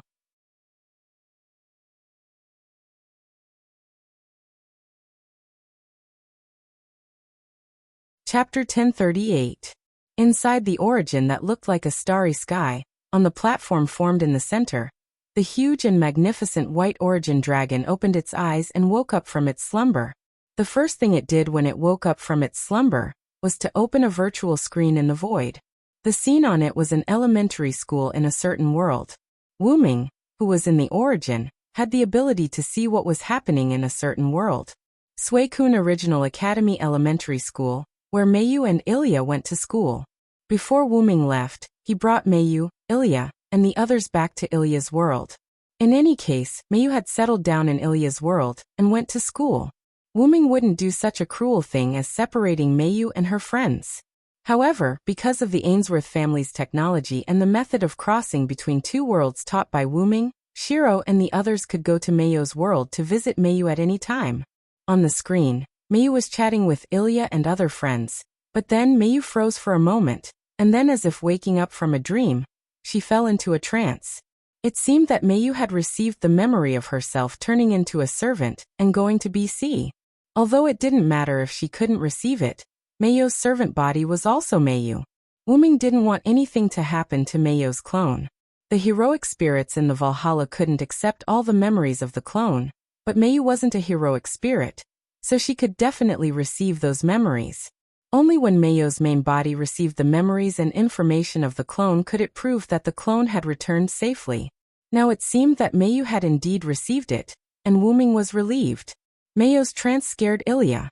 Seeing Ilya nervously wanting to pull Meiyu to the infirmary, Wuming couldn't help but laugh. Ilya is still so rash. But to Wuming's surprise, he saw an equally nervous Erica on the screen. It was very likely that Julian had used the Ainsworth family's technology to send Erica to this world, and arrange for her to attend school with Meiyu and Ilya. In this regard, Wuming wasn't worried at all. Julian was probably just thinking about his sister, and wanted Erica to experience the life of a normal person. Julian was like an elder brother now. With a thought, the virtual screen disappeared. After all, Wuming only wanted to check on Meiyu's condition, and nothing else. Next, it's Tiamat. Wuming said. With a thought, a ball of light exuding the light of the universe appeared in front of Wuming. This was the illusory star Taisui that sealed Tiamat. Let's begin. As if God had said, "Let there be light." The illusory star Taisui was unsealed under the command of God of the origin. Countless black mud rushed out and fell into the origin. In the next second, the entire space of the origin seemed to have come alive and eliminated the black mud at the root. The black mud, which was originally like a river bursting out of a dam, shrank again and quickly disappeared. In the end, only a little bit was left. This was Tiamat's black mud, her sea of life.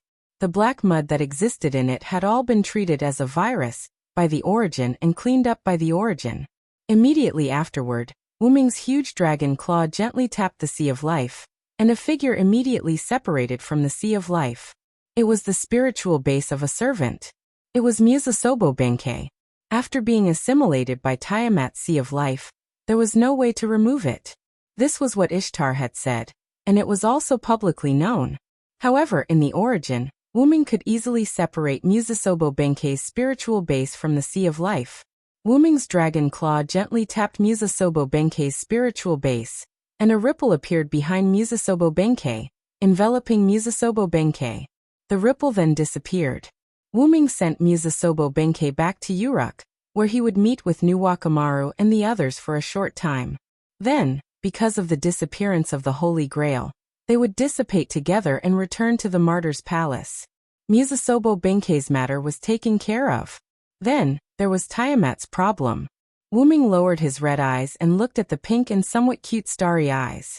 In the end, the Sea of Life turned into Tiamat but in human form. Tiamat in human form was no different from a normal woman. In fact, her face and figure could even be considered to be of the highest quality in human aesthetics. At this moment, Tiamat in human form was like a human girl. She sat on the ground like a duck with her legs pressed together as much as possible, and looked up at Wuming. She had a petite body and 2 arms and 2 legs, but she was almost naked. Only some scales and animal skin covered certain parts of Tiamat's body. There was a pair of huge twisted horns on her head, which were almost identical to the horns on Tiamat's head in dragon form. In human form, Tiamat's mouth didn't split open all the way to the back of her head, but her teeth were also serrated. The only thing that satisfied Wuming was her starry eyes. It couldn't be helped. Those starry eyes, together with Tiamat's current appearance, were simply too cute. I really don't know how those gods were able to do it back then.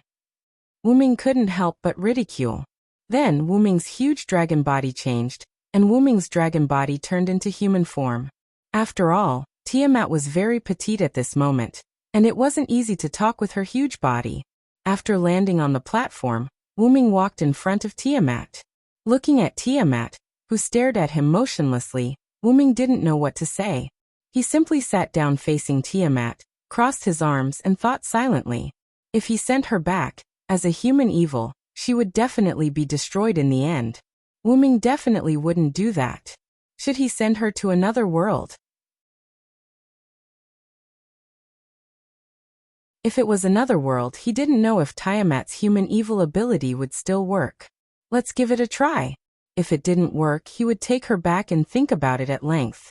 However, just as Wuming was thinking, Tiamat moved. Tiamat leaned forward slightly, stretched out her hands, and hugged Wuming's head. Then, while Wuming was in a daze, Tiamat put Wuming down. Then, she placed Wuming's head comfortably on her lap. Obviously, it was a knee pillow. Wuming didn't react at all. Or rather, Wuming was dumbfounded. Although the black mud was removed, Wuming also thought that Tiamat might attack him. However, he didn't think that Tiamat would give him a knee pillow. This was too ridiculous. Wuming couldn't believe it at all. However, it was quite comfortable. Child. My child. A delicate and ethereal voice came out of Tiamat's mouth. Wuming had some guesses about this. Tiamat's desire for children led her to treat Wuming as her own child. And the knee pillow was just a way for Tiamat to love her child. However, the one she should love wasn't herself. She should love someone else. Shaowen, come out for a second. Wuming swung his hand and threw out the golden chain wrapped around his arm. The chain turned into a beautiful green-haired person, Enkidu. Lord Hyenryong, do you want me to replace you? Enkidu smiled bitterly. She wasn't stupid, and she had been watching from the side. How could she not understand Wuming's meaning? Just call me Wuming at this time. We're not in Uruk anymore, Wuming corrected her. Yes, Lord Wuming. Then Wuming nodded. Also, you're right. Come and enjoy Mother's love for me. Ever since Enkidu came out, Tiamat had noticed her. Enkidu smiled bitterly again, and walked to Tiamat's side. Then, without a doubt, she was also put down and laid on Tiamat's knee pillow. You're tuning in to the Li Mei's Wuxia Whispers YouTube channel. We're so grateful for your support, and don't forget to subscribe to join us on this incredible journey through captivating stories. Your generosity through donations truly makes a world of difference, as it's the primary source of revenue that allows me to expand and enhance this channel for you. Thank you from the bottom of my heart for being a part of this adventure.